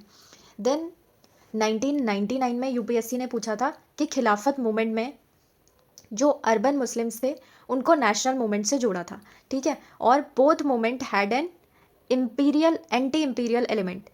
एन होगा ये। एंटी इम्पीरियल मतलब ब्रिटिश गवर्नमेंट के खिलाफ जो है वो चल रहा था खिलाफत मूवमेंट के उसमें, और जो नॉन कोऑपरेशन था दोनों में। और जो मौलाना मोहम्मद अली हैं, अब्दुल कलाम आज़ाद हैं, उन्होंने रिज़ाइन किया था from legislative council in 1919 during खिलाफत मूवमेंट। और ये 2003 का प्रश्न है। 2000 और 2001 में 2 ईयर में इसके बारे में पूछा गया था। कौन सा? 1921 में इंडियन नेशनल कांग्रेस का अहमदाबाद का सेशन हुआ था। सीआर दास जो हैं उन्होंने जेल से इसे प्रिसाइड किया था। प्रेसिडेंट कौन थे? सीआर दास, और जेल से प्रिसाइड किया था, सोचिए।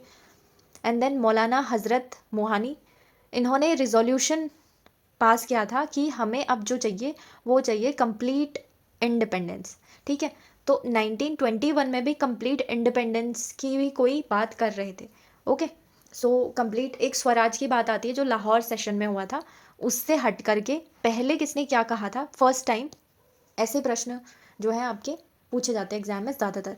देन इवैल्यूएशन अगर करें खिलाफत और नॉन कोऑपरेशन मूवमेंट का, तो यूनिटी की जो हमने बात की थी, लेकिन सेम टाइम पर कम्युनलिज्म काफ़ी बढ़िया था। इवैल्यूएशन में क्या होता है कि आपको पॉजिटिव नेगेटिव दोनों देने होते हैं। एक तरीके से आप ये देख रहे हैं कि ठीक है इतने जो कारण रहे वो सक्सेसफुल रहे इस मूवमेंट को आगे बढ़ाने में, और इतने कारणों की वजह से ये कुछ इसकी लिमिटेशंस भी रही। ओके, देन पॉलिटिकल कॉन्शियसनेस काफ़ी बड़ी थी लोगों में और सारी कम्युनिटीज़ में बड़ी थी।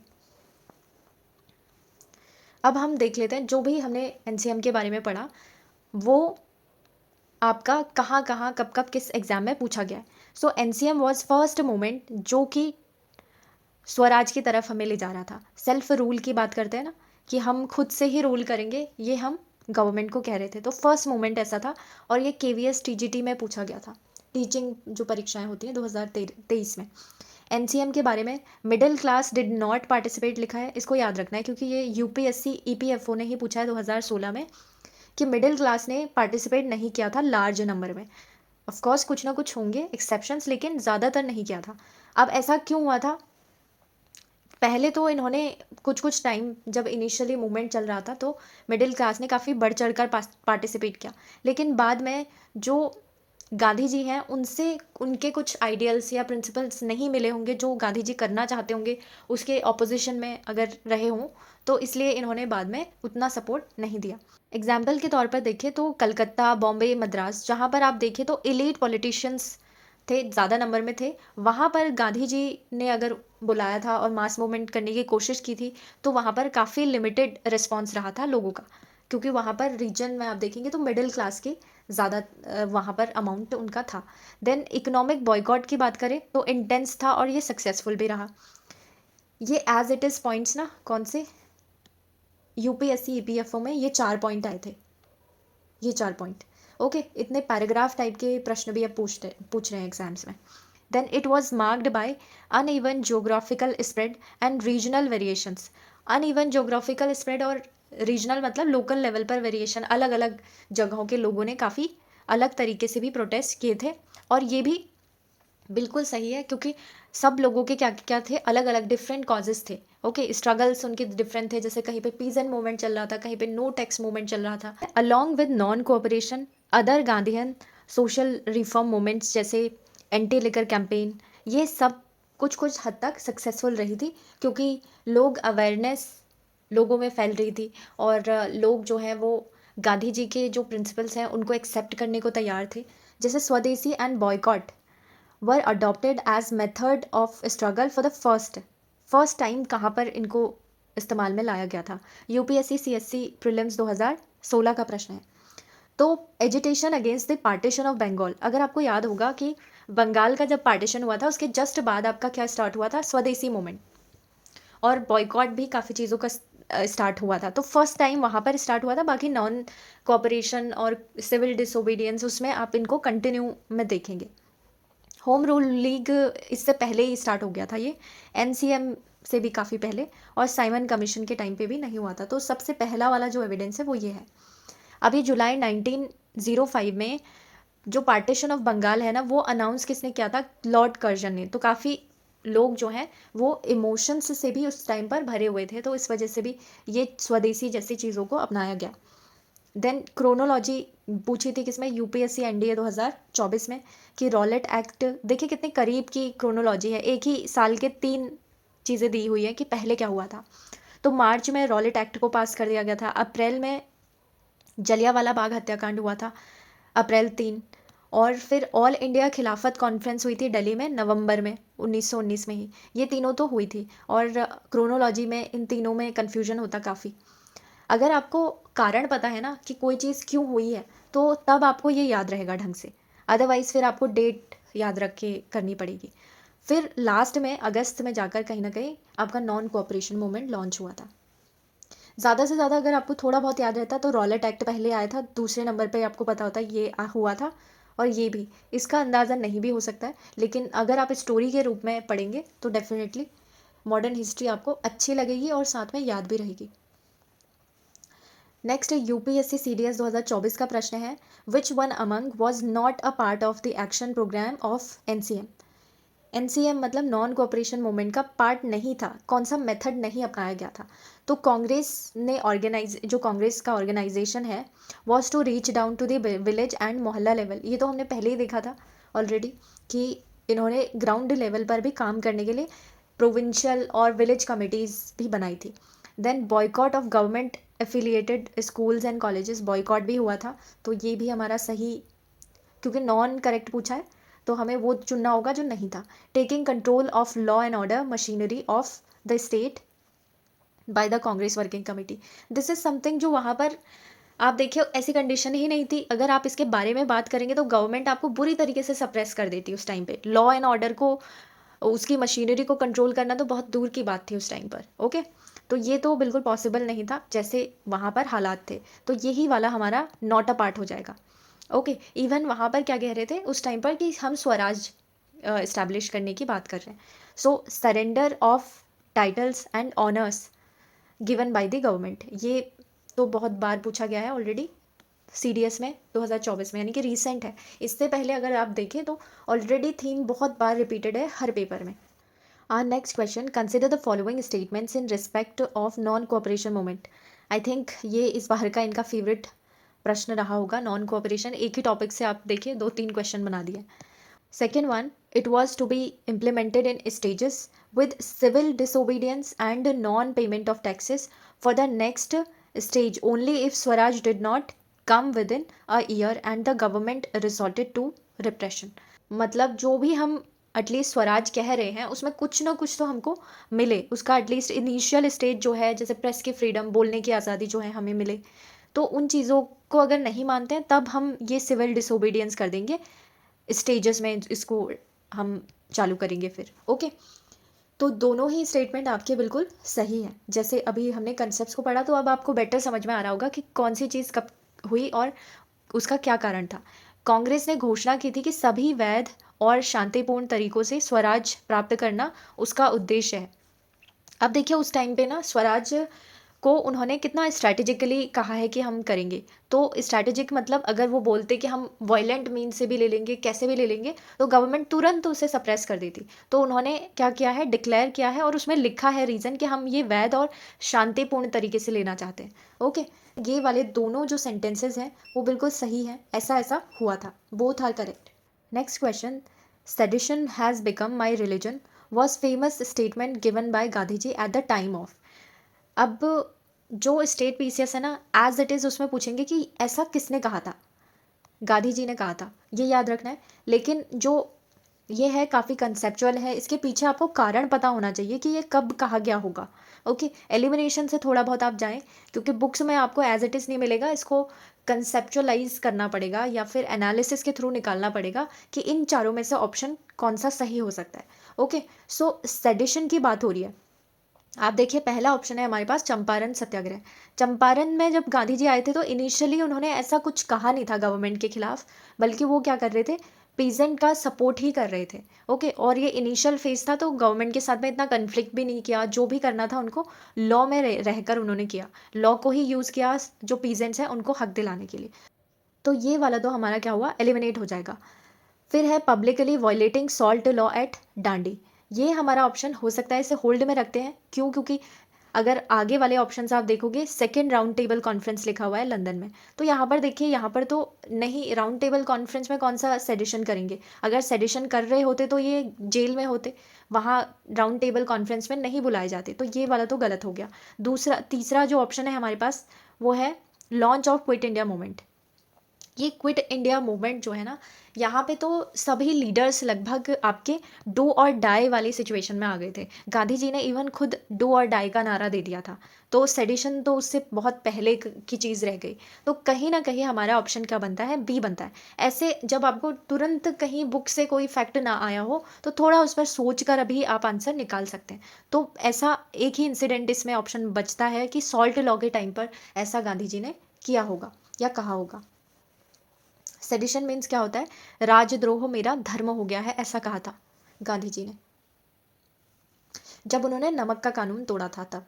तो गांधी जी के बारे में थोड़ा डिटेल से पढ़ लेते हैं ताकि इन पर कोई भी क्वेश्चन बने, जो कि एक आध क्वेश्चन हर एग्जाम में आता है। 9 जनवरी 1915 को गांधी जी इंडिया में, भारत में आ गए थे। इससे पहले कहाँ थे, साउथ अफ्रीका में, जहाँ पर इन्होंने काफ़ी मूवमेंट भी किया था और काफ़ी पॉपुलर भी हुए थे। और इन्होंने उस टाइम पर एक बेसिक क्वेश्चन बनता है कि क्या इन्होंने होम रूल लीग में पार्टिसिपेट किया था। तो होम रूल लीग इनके इनिशियल यहाँ आने पर ही स्टार्ट हुई थी। आप देखिए 1916 का टाइम है, तो तब इन्होंने एकदम से मूवमेंट में पार्टिसिपेट करना स्टार्ट नहीं किया था, बल्कि इन्होंने पूरा इंडिया ट्रैवल किया, लोगों को के बारे में जाना, भारत के बारे में जाना, कैसी कंडीशन है लोगों की, क्या क्या उन्हें दिक्कतें हैं। उसके बाद ये कहीं ना कहीं चंपारण सत्याग्रह में आपको पहली बार दिखेंगे कि पार्टिसिपेशन मूवमेंट में कर रहे हैं। तो ये कब हुआ था, 1917 में हुआ था। चंपारण कहाँ पर है, नॉर्दर्न बिहार में आपको मिलेगा। फर्स्ट सिविल डिसोबीडियंस भी इसको माना जाता है, ठीक है। तो अगर फर्स्ट सिविल डिसोबीडियंस आ गया तो कौन से उसको मानेंगे, चंपारण सत्याग्रह को। अगर आपको मेंस के लिए पॉइंट्स चाहिए तो एज इट इज़ इन पॉइंट्स को लिख सकते हैं। एक रीज़न ये था कि वहाँ पर 3 कठिया सिस्टम लगा दिया था। 3/20वें भाग में आपको नील बोना ही बोना है। कॉमर्शियलाइजेशन ऑफ एग्रीकल्चर हो गया था कि आप जो कमर्शियल क्रॉप है इंडिगो, जो कि ऑलरेडी जो सॉइल है ना उसकी फर्टिलिटी को बहुत ज़्यादा डिक्रीज कर देती है, एक तरीके से उसको बंजर बना देती है। असल में हुआ क्या था कि 1910 के आसपास आप देखिए तो मार्केट, जो ग्लोबल मार्केट है, उसमें इंडिगो की डिमांड एकदम से घट गई थी। जैसे भारत में नील उगाया जाता था, वो किस वजह से हुआ था कि जो जर्मन सिंथेटिक डाइज़ आ गई थी ना, जो उनकी आर्टिफिशियल डाइज़ हैं, जैसे कलर करने के लिए हम इस्तेमाल में लेके आते हैं, तो वो आ गई थी। जब वो है तो वहाँ पर आप देखिए मशीनों का इस्तेमाल किया जाता था और उसमें आपको इतना टाइम नहीं लगता था जितना कि एक इंडिगो उगाने में लगता है। तो उनकी डिमांड काफ़ी बढ़ गई थी उस टाइम पे। ओके, और ये डिमांड ख़त्म होने लगी थी तो किसानों को उतना फ़ायदा भी नहीं होता था अगर वो इंडिगो उगाते भी। फिर भी उन पर क्या है, ये 3 कठिया सिस्टम लगा हुआ था। एक तो आपको उगाना है, उसके बाद आपको टैक्स भी देना है ऊपर से। तो क्या हुआ कि जो राजकुमार शुक्ल हैं, एक फार्मर ही थे ये बिहार से, उन्होंने गांधी जी को कांटेक्ट किया और ये इशू के बारे में बताया कि हमारे यहाँ ऐसा ऐसा चल रहा है। और ये यूपीएससी 2005 में पूछा भी गया है, जिस पर फिर डिमांड के बाद में कमीशन ऑफ इंक्वायरी बिठाई गई, जिसमें पीजेंट को कंपेंसेशन देने की बात की गई थी। और ये 2005 यूपीएससी का प्रश्न है कि ये पूछा गया था कि कौन से किसान थे जिन्होंने गांधी जी को ये इन्फॉर्मेशन दी थी कि ऐसा ऐसा 3 कठिया सिस्टम चल रहा है। तो राजकुमार शुक्ल थे।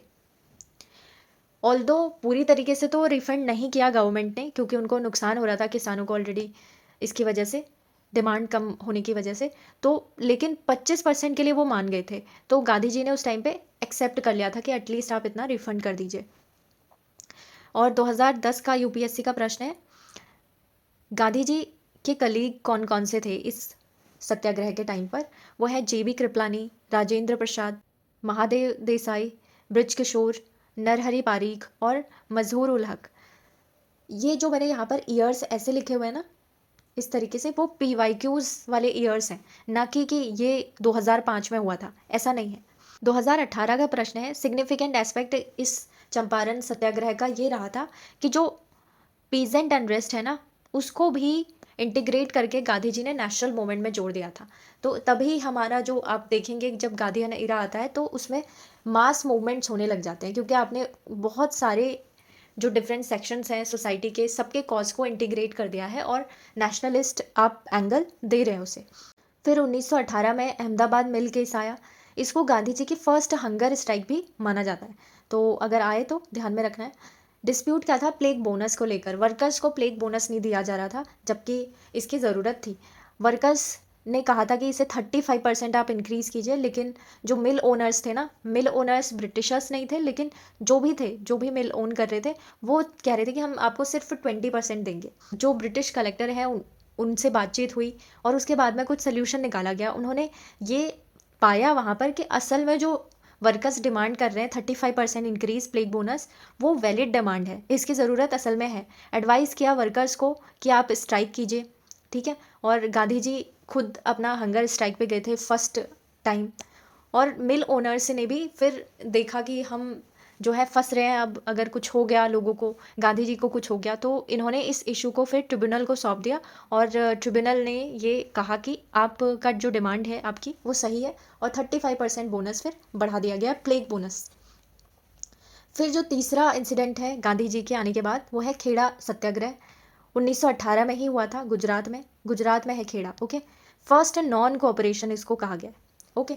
देन 2011 का प्रश्न है कि पीजेंट ऑफ खेड़ा, वहाँ के जो किसान थे, उनकी जो क्रॉप है वो फेल हो गई थी उस टाइम, क्योंकि ड्रॉट हो गया था, सूखा पड़ने की वजह से क्रॉप फेलियर हो गया था। और उन्होंने क्या अपील किया था कि आप जो लैंड रेवेन्यू है ना, उसमें से उसका मतलब उसमें कुछ कट कीजिए, हम इतना लैंड रेवेन्यू दे ही नहीं सकते क्योंकि हमारी क्रॉप ही नहीं है, हम खुद ही परेशानी में चल रहे हैं, ओके। ऑलरेडी आप देखेंगे टैक्सेस बहुत हाई रहते थे, लैंड रेवेन्यू हाई रहता था, फिर भी जो है ऐसा करने को ब्रिटिश सरकार नहीं मान रही थी, जबकि उन्हें दिख रहा था कि क्रॉप तो फेल है। बट बॉम्बे प्रेसिडेंसी ने फार्मर्स को कहा कि आप फुल टैक्स देंगे और 23% उसका इंक्रीज भी देंगे। तो देखिए और ज़्यादा बढ़ा दिया, अब कहाँ से लेके आए किसान, है ना। बट अगर आप देखें तो गांधी जी क्या थे? एडवोकेट थे, तो उन्होंने काफ़ी लॉज को पढ़ा वहाँ पर, और जो लैंड रेवेन्यू कोड है ना, उसमें साफ साफ लिखा हुआ था कि अगर कोई क्रॉप फेल होती है तो 1/4 जो है वो टोटल रिमिशन किया जाएगा। उस टाइम पर इसका प्रावधान था। तो आप देखिए कि जब आपने कोड में ही लिखा है तो आप कैसे डिनाई कर सकते हैं। वैसे भी ब्रिटिश गवर्नमेंट कहती थी कि हम लॉज पे ही चलाते हैं सरकार को, ठीक है। रूल ऑफ लॉ जो बात करते हैं, अपने यहाँ तो उन्होंने अच्छे से लगाया था, यहाँ पर वो क्योंकि लोग पढ़े लिखे नहीं थे, कोई बोलता नहीं था, अगर लॉज में पता भी होता था तो इस वजह से क्या करते थे, लॉज को ऐसे इग्नोर कर देते थे। और आप देखेंगे इंडिया में ना, कई बार ऐसे स्कॉलर्स कहते हैं कि India is a soft state करके। वो ये इसलिए कहते हैं क्योंकि असल में हम देखें तो लॉज बनाए जाते हैं, लेकिन उनका इम्प्लीमेंटेशन अच्छे से नहीं किया जाता। अगर आप इम्प्लीमेंट कर भी दें तो लोग उसे इग्नोर ही करते हैं लगभग। जुडिशरी का जो बर्डन है वो इतना बढ़ रखा है, न्याय जो है वो जब मिलना होगा तब मिलना होगा, 12-13 साल में एक केस सॉल्व हो रहा है। तो सॉफ्ट स्टेट इसीलिए कहा गया है कि जहाँ पर आप लॉज तो बना देते हैं लेकिन उन्हें उतनी स्ट्रिक्टली फॉलो नहीं करते हैं। तो ये आप देखिए उस टाइम पर तो उनके कारनामों की वजह से हो रहा था, और अब जो है वो हमारे खुद के ही लोग ऐसा कर रहे हैं, ठीक है। तो ये कहीं ना कहीं सोचने की बात है कि हम लॉज क्यों नहीं फॉलो करते। और कुछ इंपॉर्टेंट पर्सनैलिटीज़ हैं, जैसे गांधी जी थे, उनके साथ में विट्ठल भाई पटेल भी थे, जो खेड़ा सत्याग्रह के इनके कलीग रहे हुए थे। 2005 का पीवाईक्यू है। इन्होंने केस को स्टडी किया with the members of servants of India society. तो ये भी प्रश्न बनता है, और ये 2005 में ही पूछा गया है कि कौन से मेंबर्स थे। एक तो सर्वेंट ऑफ इंडिया सोसाइटी ने भी खेड़ा सत्याग्रह में गांधी जी को काफ़ी मदद दी थी, सपोर्ट दिया था, और विट्ठल भाई पटेल भी थे। ऑल्दो गवर्नमेंट ने आगे आकर सामने ऐसे नहीं बोला, लेकिन उन्होंने एक तरीके से इसे मतलब डिफाई भी नहीं किया, जो लीगल डिमांड थी उसको माना सीक्रेट तरीके से, और कहा कि आप देखिए तो सिर्फ जो पे कर सकते हैं ना रेवेन्यू वही दे। तो एक तरीके से हम ये कह सकते हैं कि खेड़ा सत्याग्रह भी हमारा बिल्कुल सक्सेसफुल रहा गांधी जी का। और अदर जो कलीग थे वो देखे तो इंदुलाल याग्निक भी गए थे, और महादेव देसाई भी यहाँ पर थे। ऐसे ना पर्सनैलिटीज़ पूछी जाती है कि कौन से मूवमेंट में गांधी जी के साथ में कौन थे। फिर आता है सीडीएम यानी कि सिविल डिसोबीडियंस मूवमेंट। ये ऑफिशियली बाद में भी इसको डिक्लेयर किया गया था, बट देखें तो इसकी शुरुआत 1929 से होना स्टार्ट हो गया था। आईएनसी का लाहौर सेशन हुआ था। इसके पहले क्या क्या कॉजेज़ बने कि ये मूवमेंट को आगे बढ़ाया गया वो देख लेते हैं। जैसे आईएनसी का लाहौर सेशन हुआ था, उसमें इसके प्रेसिडेंट कौन थे? जवाहरलाल नेहरू थे। और जो कांग्रेस की वर्किंग कमेटी थी उन्होंने गांधी जी को पावर दी थी कि आप जो है सीडीएम लॉन्च कीजिए। सीडीएम मीन्स, जब भी मैं बोलूँ सीडीएम तो सिविल डिसोबीडियंस मूवमेंट है। सेंटर ऑफ सीडीएम क्या रहेगा? गांधी जी ने डिसाइड किया कि कॉमन पीपल का जो कॉज है कुछ ऐसा रहना चाहिए। अब सॉल्ट ही क्यों लिया होगा उन्होंने? क्योंकि सॉल्ट आप देखिए हर कोई इससे अटैच होता होगा। आप सब्जी में तो सॉल्ट डालते ही हैं, हर चीज़ में जो है इंडिया में सॉल्ट पड़ता है ज़्यादातर। तो हर किसी को इंटीग्रेट करके चलना था, मास मूवमेंट बनाना था। तो इस वजह से सॉल्ट एक ऐसी चीज़ उनको लगी कि जो कॉमन है सब में। गांधी जी ने सॉल्ट टैक्स को इनह्यूमन टैक्स कहा, क्योंकि आप देखिए ब्रिटिशर्स का एकमात्र मकसद क्या रहता था? पैसे कमाने हैं जितना हो सके, और किसी भी मीन के थ्रू कमाने हैं। तो वो देखते ही नहीं थे कि क्या चीज़ पे टैक्स लगना चाहिए क्या नहीं, बस उनको लगाना है हर चीज़ पर। और सॉल्ट टैक्स जो है वो नहीं होना चाहिए था, इसके लिए बहुत सारे रीजंस दिए गांधी जी ने, इसीलिए उन्होंने उसे तोड़ा भी था सॉल्ट लॉ को। और आइडियल्स ऑफ स्वराज को लिंक किया। कैसे? अगर आप किसी कॉमन पीपल के कॉज को उठाएंगे जैसे सॉल्ट को, तो क्या होगा? उससे काफ़ी रूरल पुअर भी जुड़ जाएंगे आपके मूवमेंट में। और सिंबॉलिक आइडेंटिफिकेशन फॉर पीपल बना था उस टाइम पे, कौन सा? सॉल्ट। ये एज इट इज़ अगर आप स्टेट पीसीएस देते हैं ना, तो कारण बताओ करके पूछ सकते हैं 20 वर्ड्स में, 50 वर्ड्स में, तब। और 12 मार्च से लेकर 6 अप्रैल 1930 तक दांडी मार्च चला था, जिसमें जो है गांधी जी ने इसे लीड किया था, और बहुत सारे लोगों ने इसे ज्वाइन भी किया था। और वहीं से सीडीएम लॉन्च किया, और गांधी जी ने यहाँ पर सॉल्ट लॉ को ब्रेक कर दिया था।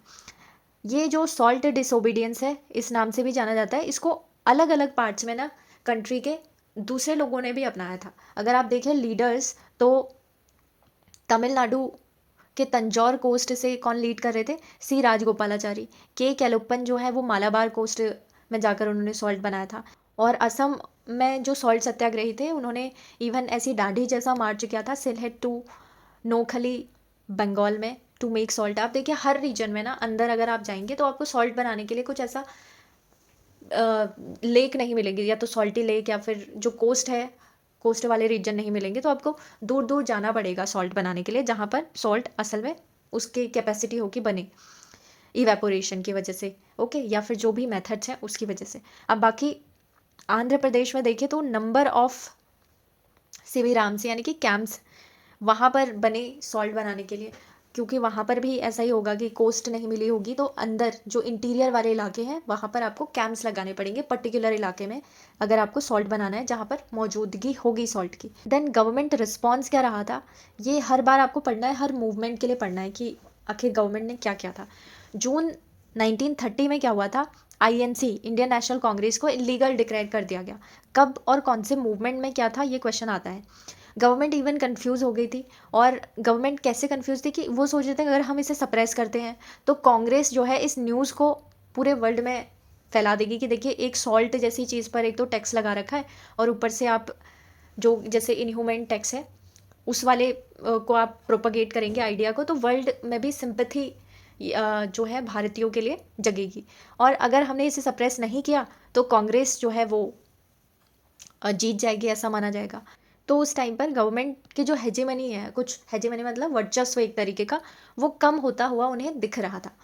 अब बाकी राउंड टेबल कॉन्फ्रेंस जो कि ऑप्शन में था, उसके बारे में भी अगर हम पढ़ लेंगे तो हमारी कन्फ्यूज़न दूर हो जाएंगे कि वहाँ पर सेडिशन जैसी बात गांधी जी नहीं कह सकते, और उसका रीज़न ये है। देखिए, फर्स्ट राउंड टेबल कॉन्फ्रेंस जो हुई थी उसमें गांधी जी ने पार्टिसिपेट नहीं किया था। इसको किस लिए किया गया था? टू रिव्यू साइमन कमीशन की जो रिपोर्ट है उसके लिए।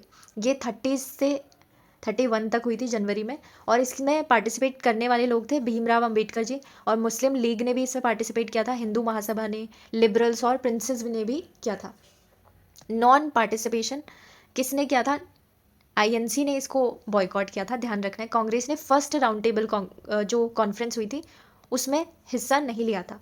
Then first round table conference में जो भीमराव अंबेडकर हैं उन्होंने डिमांड किया था कि आप सेपरेट इलेक्टोरेट दे दीजिए डिप्रेस्ड क्लासेस के लिए। उस टाइम पे जो कंडीशन थी ना, जिस वजह से अंबेडकर जी डिमांड कर रहे थे इसके बारे में, वो बन रही थी।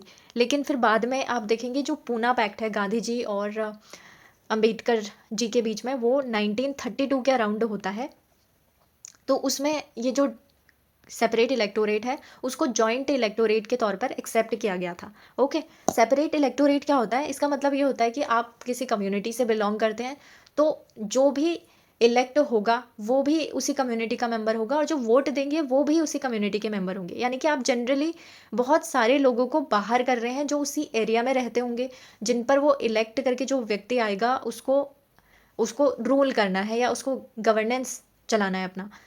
तो इस तरीके का होता है सेपरेट इलेक्टोरेट, जो कि बिल्कुल भी आप देखें तो देना ठीक नहीं होता। और जो जॉइंट इलेक्टोरेट है वो कई हद तक उस टाइम के कंडीशन के हिसाब से सही था। जॉइंट मतलब आप सीट जो है वो रिजर्व कर दीजिए, और जो वोटर्स हैं वो सभी कम्युनिटीज़ के होंगे। ओके, ये सेपरेट इलेक्टोरेट वाले मामले में क्या हो जाता है कि जो जो इलेक्ट होगा यानी कि जो उठा है वो भी उसी कम्युनिटी का है, जो वोट होगा वो भी एक ही कम्युनिटी का होगा। अब जो बाकी कम्युनिटीज़ हैं उनको अधिकार ही नहीं होगा वोट देने का, तो ये चीज़ गलत होती है इसमें।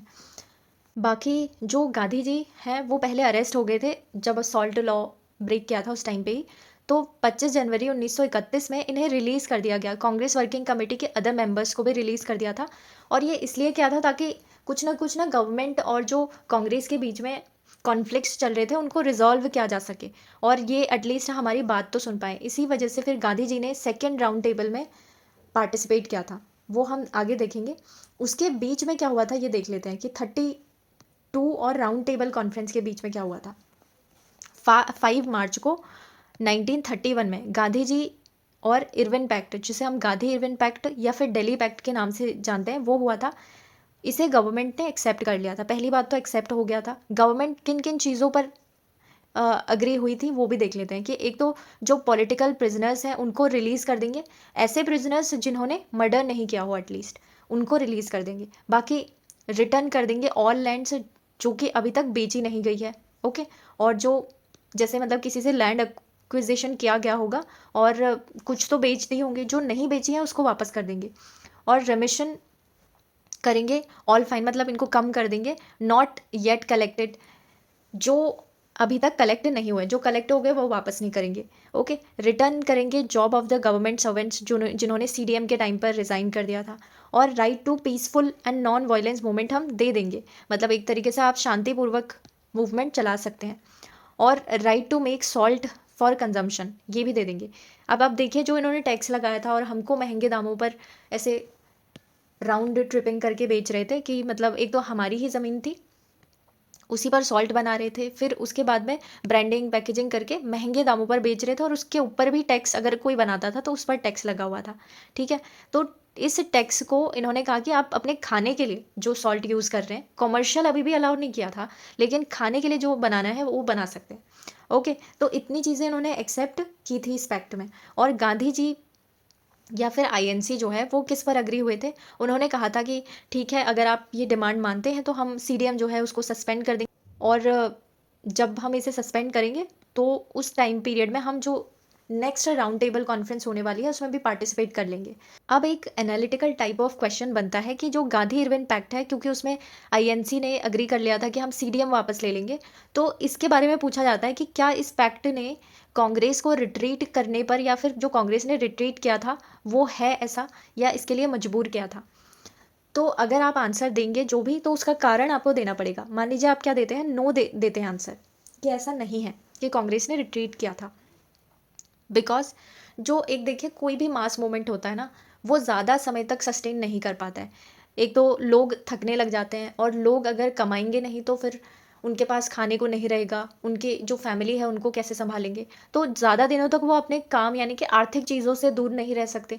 तो इतने टाइम तक कौन अपने आप को उस मूवमेंट में इंडल्ज करके रखेगा? आप देखिए कि कुछ दिन पहले दिन आपके सपोर्टर्स आ जाएँगे मास मूवमेंट के तौर पर और फिर दूसरे दिन उससे थोड़ा कम आएँगे, तीसरे दिन और कम हो गए क्योंकि इन्हें अपनी जॉब्स पे भी जाना था, अपने बच्चों के लिए खाना-वाना उसका इंतज़ाम करना था। तो ये चीज़ें होती हैं। जब भी लॉन्ग टर्म मूवमेंट है ना, उसको सस्टेन करना मुश्किल होता है।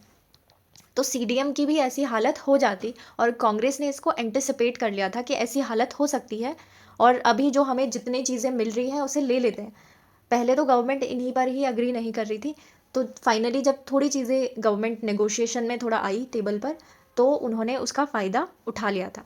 ओके, अब जो चीज़ मैंने ऐसे बोली है, उसको आप वर्ड्स में लिखना चाहते हैं, तो आप कह सकते हैं कि पीपल की जो कैपेसिटी होती है सैक्रिफाइस, वो लिमिटेड होती है और वो एग्ज़ॉशन फ़ील करते हैं कुछ टाइम बाद, ऐसे मूवमेंट्स को सस्टेन करने में। ओके, और फर्स्ट टाइम ऐसा हुआ था कि जब कांग्रेस एक इक्वल फुटिंग पर आई थी गवर्नमेंट पर। आप सोचिए कि राउंड टेबल कॉन्फ्रेंस में आप देखिए सब आमने-सामने बैठकर बात कर रहे थे। ये भी उस टाइम पर बहुत बड़ी बात थी क्योंकि इससे पहले तो गवर्नमेंट सप्रेस ही कर देती थी हर चीज़ों को। बिकॉज़ जो सीडीएम है, उसमें government wanted to talk what INC. तो ये एक प्लस पॉइंट है। इस तरीके का आप आंसर दे सकते हैं वहाँ पर कि कुछ होप वाला या फिर ऑप्टिमिस्टिक आप एनालिसिस उसका करके दे रहे हैं। देन मार्च 1931 में क्या हुआ था, आईएनसी इंडियन नेशनल कांग्रेस का कराची सेशन हुआ था जिसमें सरदार वल्लभ भाई पटेल प्रिसाइड कर रहे थे। इन्होंने उस टाइम पर क्या किया, जो गांधी इरविन पैक्ट है उसको एक्सेप्ट किया था। पहला प्रश्न तो यही बनता है कि कोई पैक्ट हुआ था, क्या उसे गवर्नमेंट ने एक्सेप्ट किया, आईएनसी ने एक्सेप्ट किया या नहीं, या फिर उसने बॉयकॉट किया। तो इस तरीके के ध्यान रखने कि इसके पीछे हमने कारण देखा, क्यों एक्सेप्ट किया, कैसे एक्सेप्ट किया, क्या क्या डिमांड्स थी।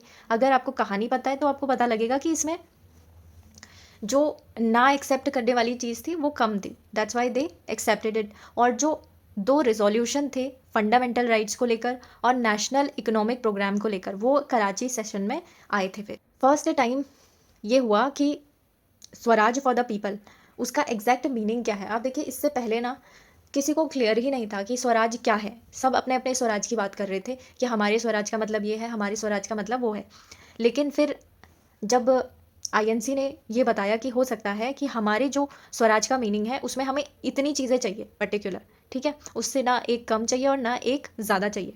अगर कोई दूसरे लीडर ऐसा कह देते तो ऑफिशियली ऑलरेडी जो कांग्रेस है उन्होंने डिक्लेयर कर दिया था। फिर होती है सेकेंड राउंड टेबल कॉन्फ्रेंस, गोलमेज सम्मेलन कहते हैं ना उसको, वो दूसरी वाली गोलमेज सम्मेलन, जिसमें सितंबर 1931 से दिसंबर 1931 तक, 1931 से दिसंबर 1931 तक ये चली थी। इसमें क्या किन लोगों ने पार्टिसिपेट किया था, इस पर यूपी पीसीएस 2020 में प्रश्न बना था कि गांधी जी ने भी पार्टिसिपेट किया था इसमें, और इवन इनको सोल रिप्रेजेंटेटिव ऑफ आईएनसी के तौर पर भेजा गया था इंडियन नेशनल कांग्रेस के। हिंदू महासभा मदन मोहन मालवीय, एनी बेसेंट, और विमेन में जो इंडियन वुमेन है वो सरोजनी नायडू।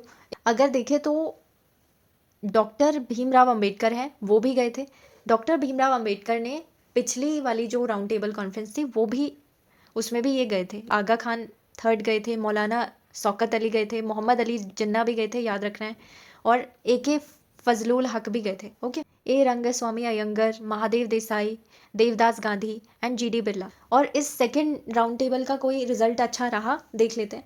एक तरीके से तो कुछ रिजल्ट इसका निकला नहीं, जो एक्सपेक्टेड था उसमें से भी कुछ नहीं हुआ। गांधी जी निराश होकर वापस आ गए, और जो डेडलॉक था ना वो किस पर हो गया था, माइनॉरिटीज़ के पैक्ट पर डेडलॉक आ गया था कि माइनॉरिटीज़ को कैसे जो है राइट्स देने हैं उसके बेसिस पर। ओके, माइनॉरिटीज़ आप देखिए कि वही डिवाइड और रूल यहाँ पर थोड़ा बहुत काम कर रहा था ब्रिटिशर्स का। देन 29 दिसंबर 1931 को क्या हुआ था, कांग्रेस की वर्किंग कमेटी है, उन्होंने डिसाइड किया कि वो रिज्यूम करेंगे सीडीएम फेज़ 2, जो सिविल डिसोबीडियंस फेज़ 2 है उसको दोबारा से लॉन्च करेंगे। और ड्यू टू फेलियर ऑफ, किसकी वजह से कर रही है, सेकेंड राउंड टेबल कॉन्फ्रेंस का कोई रिजल्ट नहीं निकला, इसलिए जो सीडीएम है उसका फेज़ 2 लॉन्च कर देंगे। तो इसका कारण पूछा जा सकता है कि क्यों किया गया था।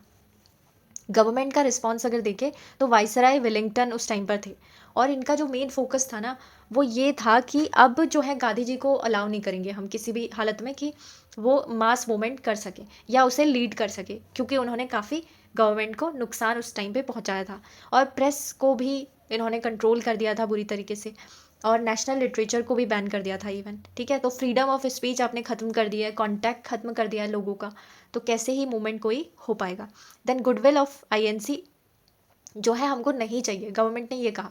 एक तरीके से गवर्नमेंट पहले राउंड टेबल कॉन्फ्रेंस में कोशिश कर रही थी कि कुछ ना कुछ रिजल्ट निकल के आ जाए, ये कांग्रेस मान जाए कुछ चीज़ों में, लेकिन अब इन्होंने ये डिसाइड किया कि हमें किसी की अच्छाई नहीं चाहिए, अब हम अपने तरीके से सबको सप्रेस करेंगे। ओके, देन नेशनल मूवमेंट की बात करें तो नॉट अलाउड टू कंसोलिडेट, मतलब अब हम इस मूवमेंट को इतना बड़ा ही नहीं होने देंगे कि हमारे लिए प्रॉब्लम खड़ी हो जाए। गवर्नमेंट ये सब कर रही थी। ओके, देन चेंज एटीट्यूड आपका मिलेगा। चेंज एटीट्यूड मतलब कि गवर्नमेंट ने पूरी तरीके से जो दिल्ली पैक्ट है ना वो वापस ले लिया, जिसमें गांधी जी ने इतनी सारी चीज़ें डिमांड की थी और कुछ गवर्नमेंट ने एक्सेप्ट भी कर ली थी कि पॉलिटिकल प्रिजनर्स को छोड़ देंगे और टैक्स में कट कर देंगे, ये सब कुछ वापस ले लिया। इवन अपनी ही जो इन्होंने बात कही थी उससे ये मुकर गए। ओके, फिर 4 जनवरी 1932 को क्या हुआ था, गांधी जी को अरेस्ट कर लिया गया अगेन, और आईएनसी को बैन कर दिया गया, तो बुरी तरीके से सप्रेस कर दिया है देखिए। और अप्रैल 1934 में क्या हुआ था, गांधी जी ने विड्रू कर लिया सीडीएम को, क्योंकि गवर्नमेंट ने बहुत बुरी तरीके से ब्रूटल सप्रेशन कर दिया था, लोग बहुत ज़्यादा परेशान हो गए थे, और लोगों को जेल के साथ साथ में उनको क्या कर रहे थे, बहुत ही दर्दनाक आप कहें तो ट्रीटमेंट दे रहे थे। देन क्विट इंडिया मूवमेंट जो है 8 अगस्त 1942 को स्टार्ट हुआ था। हमारा जो नेक्स्ट मूवमेंट है ना जिसको पढ़ रहे हैं, तो 8 अगस्त वाली डेट आपको ध्यान में रखनी है। आईएनसी ने इसे ग्वालियर टैंक बॉम्बे सेशन में से लॉन्च किया था, और जो क्विट इंडिया मूवमेंट है उसको मैंने QIM लिखा है शॉर्ट में, इसको रेटिफाई कर दिया था फिर ऑल इंडिया कांग्रेस कमेटी की मीटिंग में। गांधी जी ने क्विट इंडिया मूवमेंट के टाइम पर कौन सा नारा दिया था, डू और डाई, मतलब या तो कर जाओ या फिर मर जाओ। अब ये लास्ट सिचुएशन ऐसी रह गई थी कि इसके अलावा हम ज़्यादा नहीं सस्टेन कर पाएंगे अगर अभी रिजल्ट नहीं निकला तो। और फिर आता है कि आखिर क्विट इंडिया मूवमेंट के क्या कारण थे, इसे हम ना डिटेल में पढ़ेंगे, अभी हमें इसके लिए क्रिप्स मिशन थोड़ा पढ़ना पड़ेगा, क्या क्या रीजंस थे पीछे उनको देखना पड़ेगा। जब क्रिप्स वाला कोई क्वेश्चन आएगा या फिर क्विट इंडिया मूवमेंट का आएगा PYQ, उसमें करेंगे। वो ऑलरेडी आपके पिछले ईयर्स में पूछा गया है, तो टॉपिक वहाँ पे कवर हो जाएगा। Then we have our next question जो कि है, who provided legal defence to the people arrested in the aftermath of Chaura Chauri incident. तो चौरा चौरी इंसिडेंट जब हुआ था, देखिए नॉन कोऑपरेशन को लेकर, इसमें इसके मेथड्स को लेकर और इसके विड्रॉल को लेकर 3-4 प्रश्न तो एक ही टॉपिक पे पूछ लिए इस बार।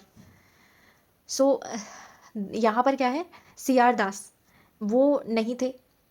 ठीक है, आपको देखना है कि लॉयर कौन थे जिन्होंने लीगल डिफेंस किया होगा, तो मदन मोहन मालवीय और कृष्णकांत, इन्होंने क्या किया था, लीगल डिफेंस प्रोवाइड किया था, जो कि अरेस्ट हो गए थे यहाँ पर। Okay,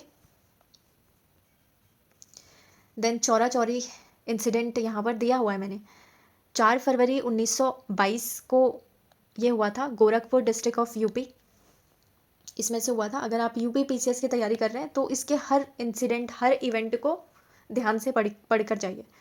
then nature of incident क्या रहा था कि after police firing on protesters and angry mob set fire to the police station, तो फायरिंग स्टार्ट पहले पुलिस ने की थी, फिर उसके बाद मॉब ने क्या किया, पुलिस स्टेशन को जला दिया, और यहाँ पर 22 पुलिसमैन की डेथ हो गई थी। देन गांधी जी का रिस्पॉन्स क्या रहा था कि इन्होंने फिर विड्रॉ कर लिया था, नॉन कोऑपरेशन, वही मैंने कहा था जो अहिंसा की वैल्यू है उसको फॉलो करते हुए। लीगल डिफेंस जो है वो मदन मोहन मालवीय और कृष्णकांत ने क्या था, कितने अक्यूज्ड थे इस केस में, 172, मॉब थी तो बहुत सारे लोग थे। आउटकम ऑफ डिफेंस क्या रहा, due to their efforts death sentences of 19 persons were commuted and then several others received reduced punishments. Okay, तो कुछ कुछ मतलब सक्सेसफुल रहे थे इसमें, और यही वो उसका क्या है, चौरा चौरी इंसिडेंट के बारे में ऑलरेडी हमने पढ़ लिया है।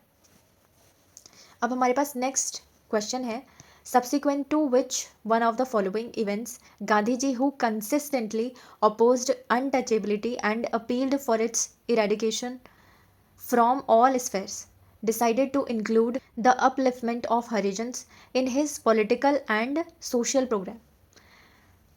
यहाँ पर गांधी जी के बारे में पूछा गया है और बेसिकली ये आपका कब हुआ था? पूना पैक्ट के टाइम पर हुआ था। इसमें क्या बोल रहे हैं कि अनटचेबिलिटी को अपोज किया था उस टाइम पर। आप देखिए तो पूना पैक्ट से पहले कम्युनल अवार्ड्स आ गए थे, तो उसी के रिगार्डिंग आपका ये सब एपिसोड हुआ था। मैं आपको इसको अच्छे तरीके से नीचे समझा देती हूँ, उसके बाद एक बार क्वेश्चन पे हम दोबारा आएंगे।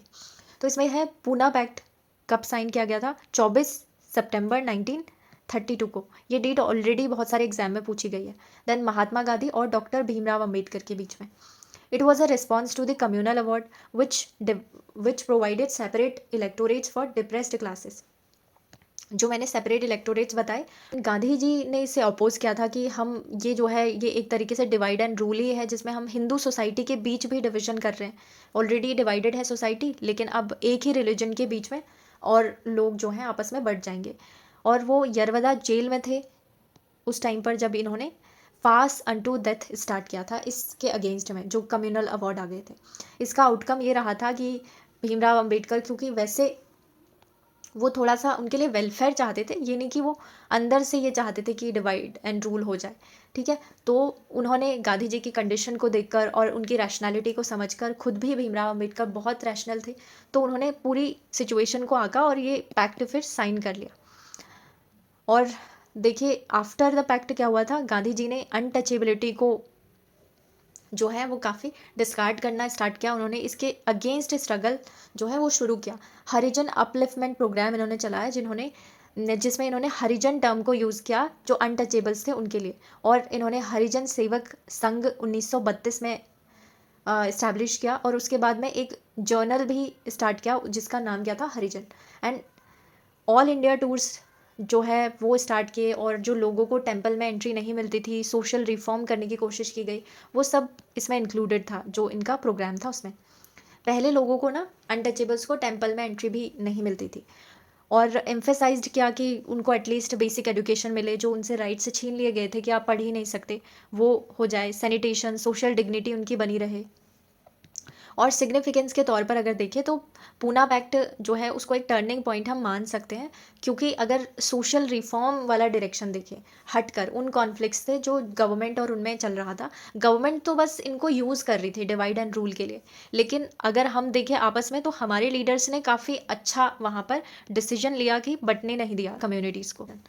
यही था। अभी कम्युनल अवार्ड की एक डेट आती है जो पूछ ली जाती है कि कब स्टार्ट हुए थे, तो 16 अगस्त 1932 को ये आ गए थे। और उस टाइम पे इंग्लैंड में जो उनके पीएम थे वो कौन थे? रैमसे मैकडोनाल्ड थे, उन्हीं के टाइम पर आया था। और ये यूपीएससी 1996 का प्रश्न है आपका।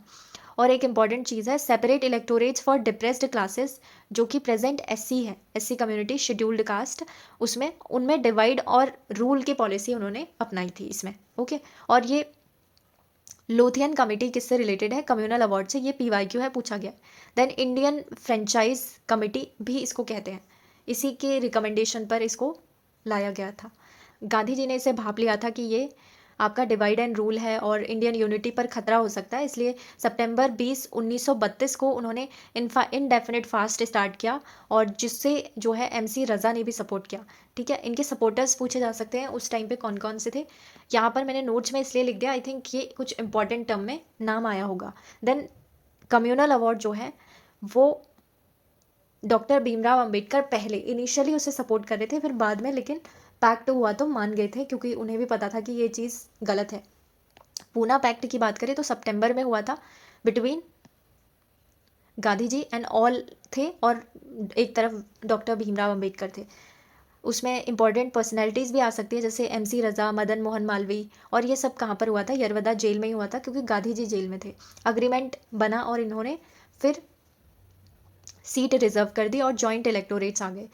यूपीएससी 1997 का प्रश्न है कि जॉइंट इलेक्टोरेट एक्सेप्ट कर लिए गए थे, और प्रोविंशियल लेजिस्लेचर्स में उनकी सीट्स को बढ़ा दिया गया था डिप्रेस्ड क्लासेस के लिए, और वो पहले 71 थी, अब 147 कर दी गई थी, ओके। और पूना पैक्ट को एक्सेप्ट कर लिया था गवर्नमेंट ने भी, क्योंकि ये पैक्ट जो है गांधी जी और अंबेडकर जी के बीच में हुआ था, तो गवर्नमेंट ने भी इस पर फिर कुछ किया नहीं और ये मान गई।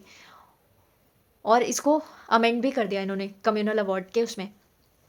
और सितंबर 1932 में क्या हुआ, all India anti untouchability league, ये गांधी जी ने जेल से ही स्टार्ट की थी। और फिर उसके बाद कुछ और इंसिडेंसेस हुए थे। ये तो पूना पैक्ट के बारे में ही था, जो इम्पोर्टेंट क्वेश्चंस बन सकते थे या जो आपको रिवीजन करना था वो था।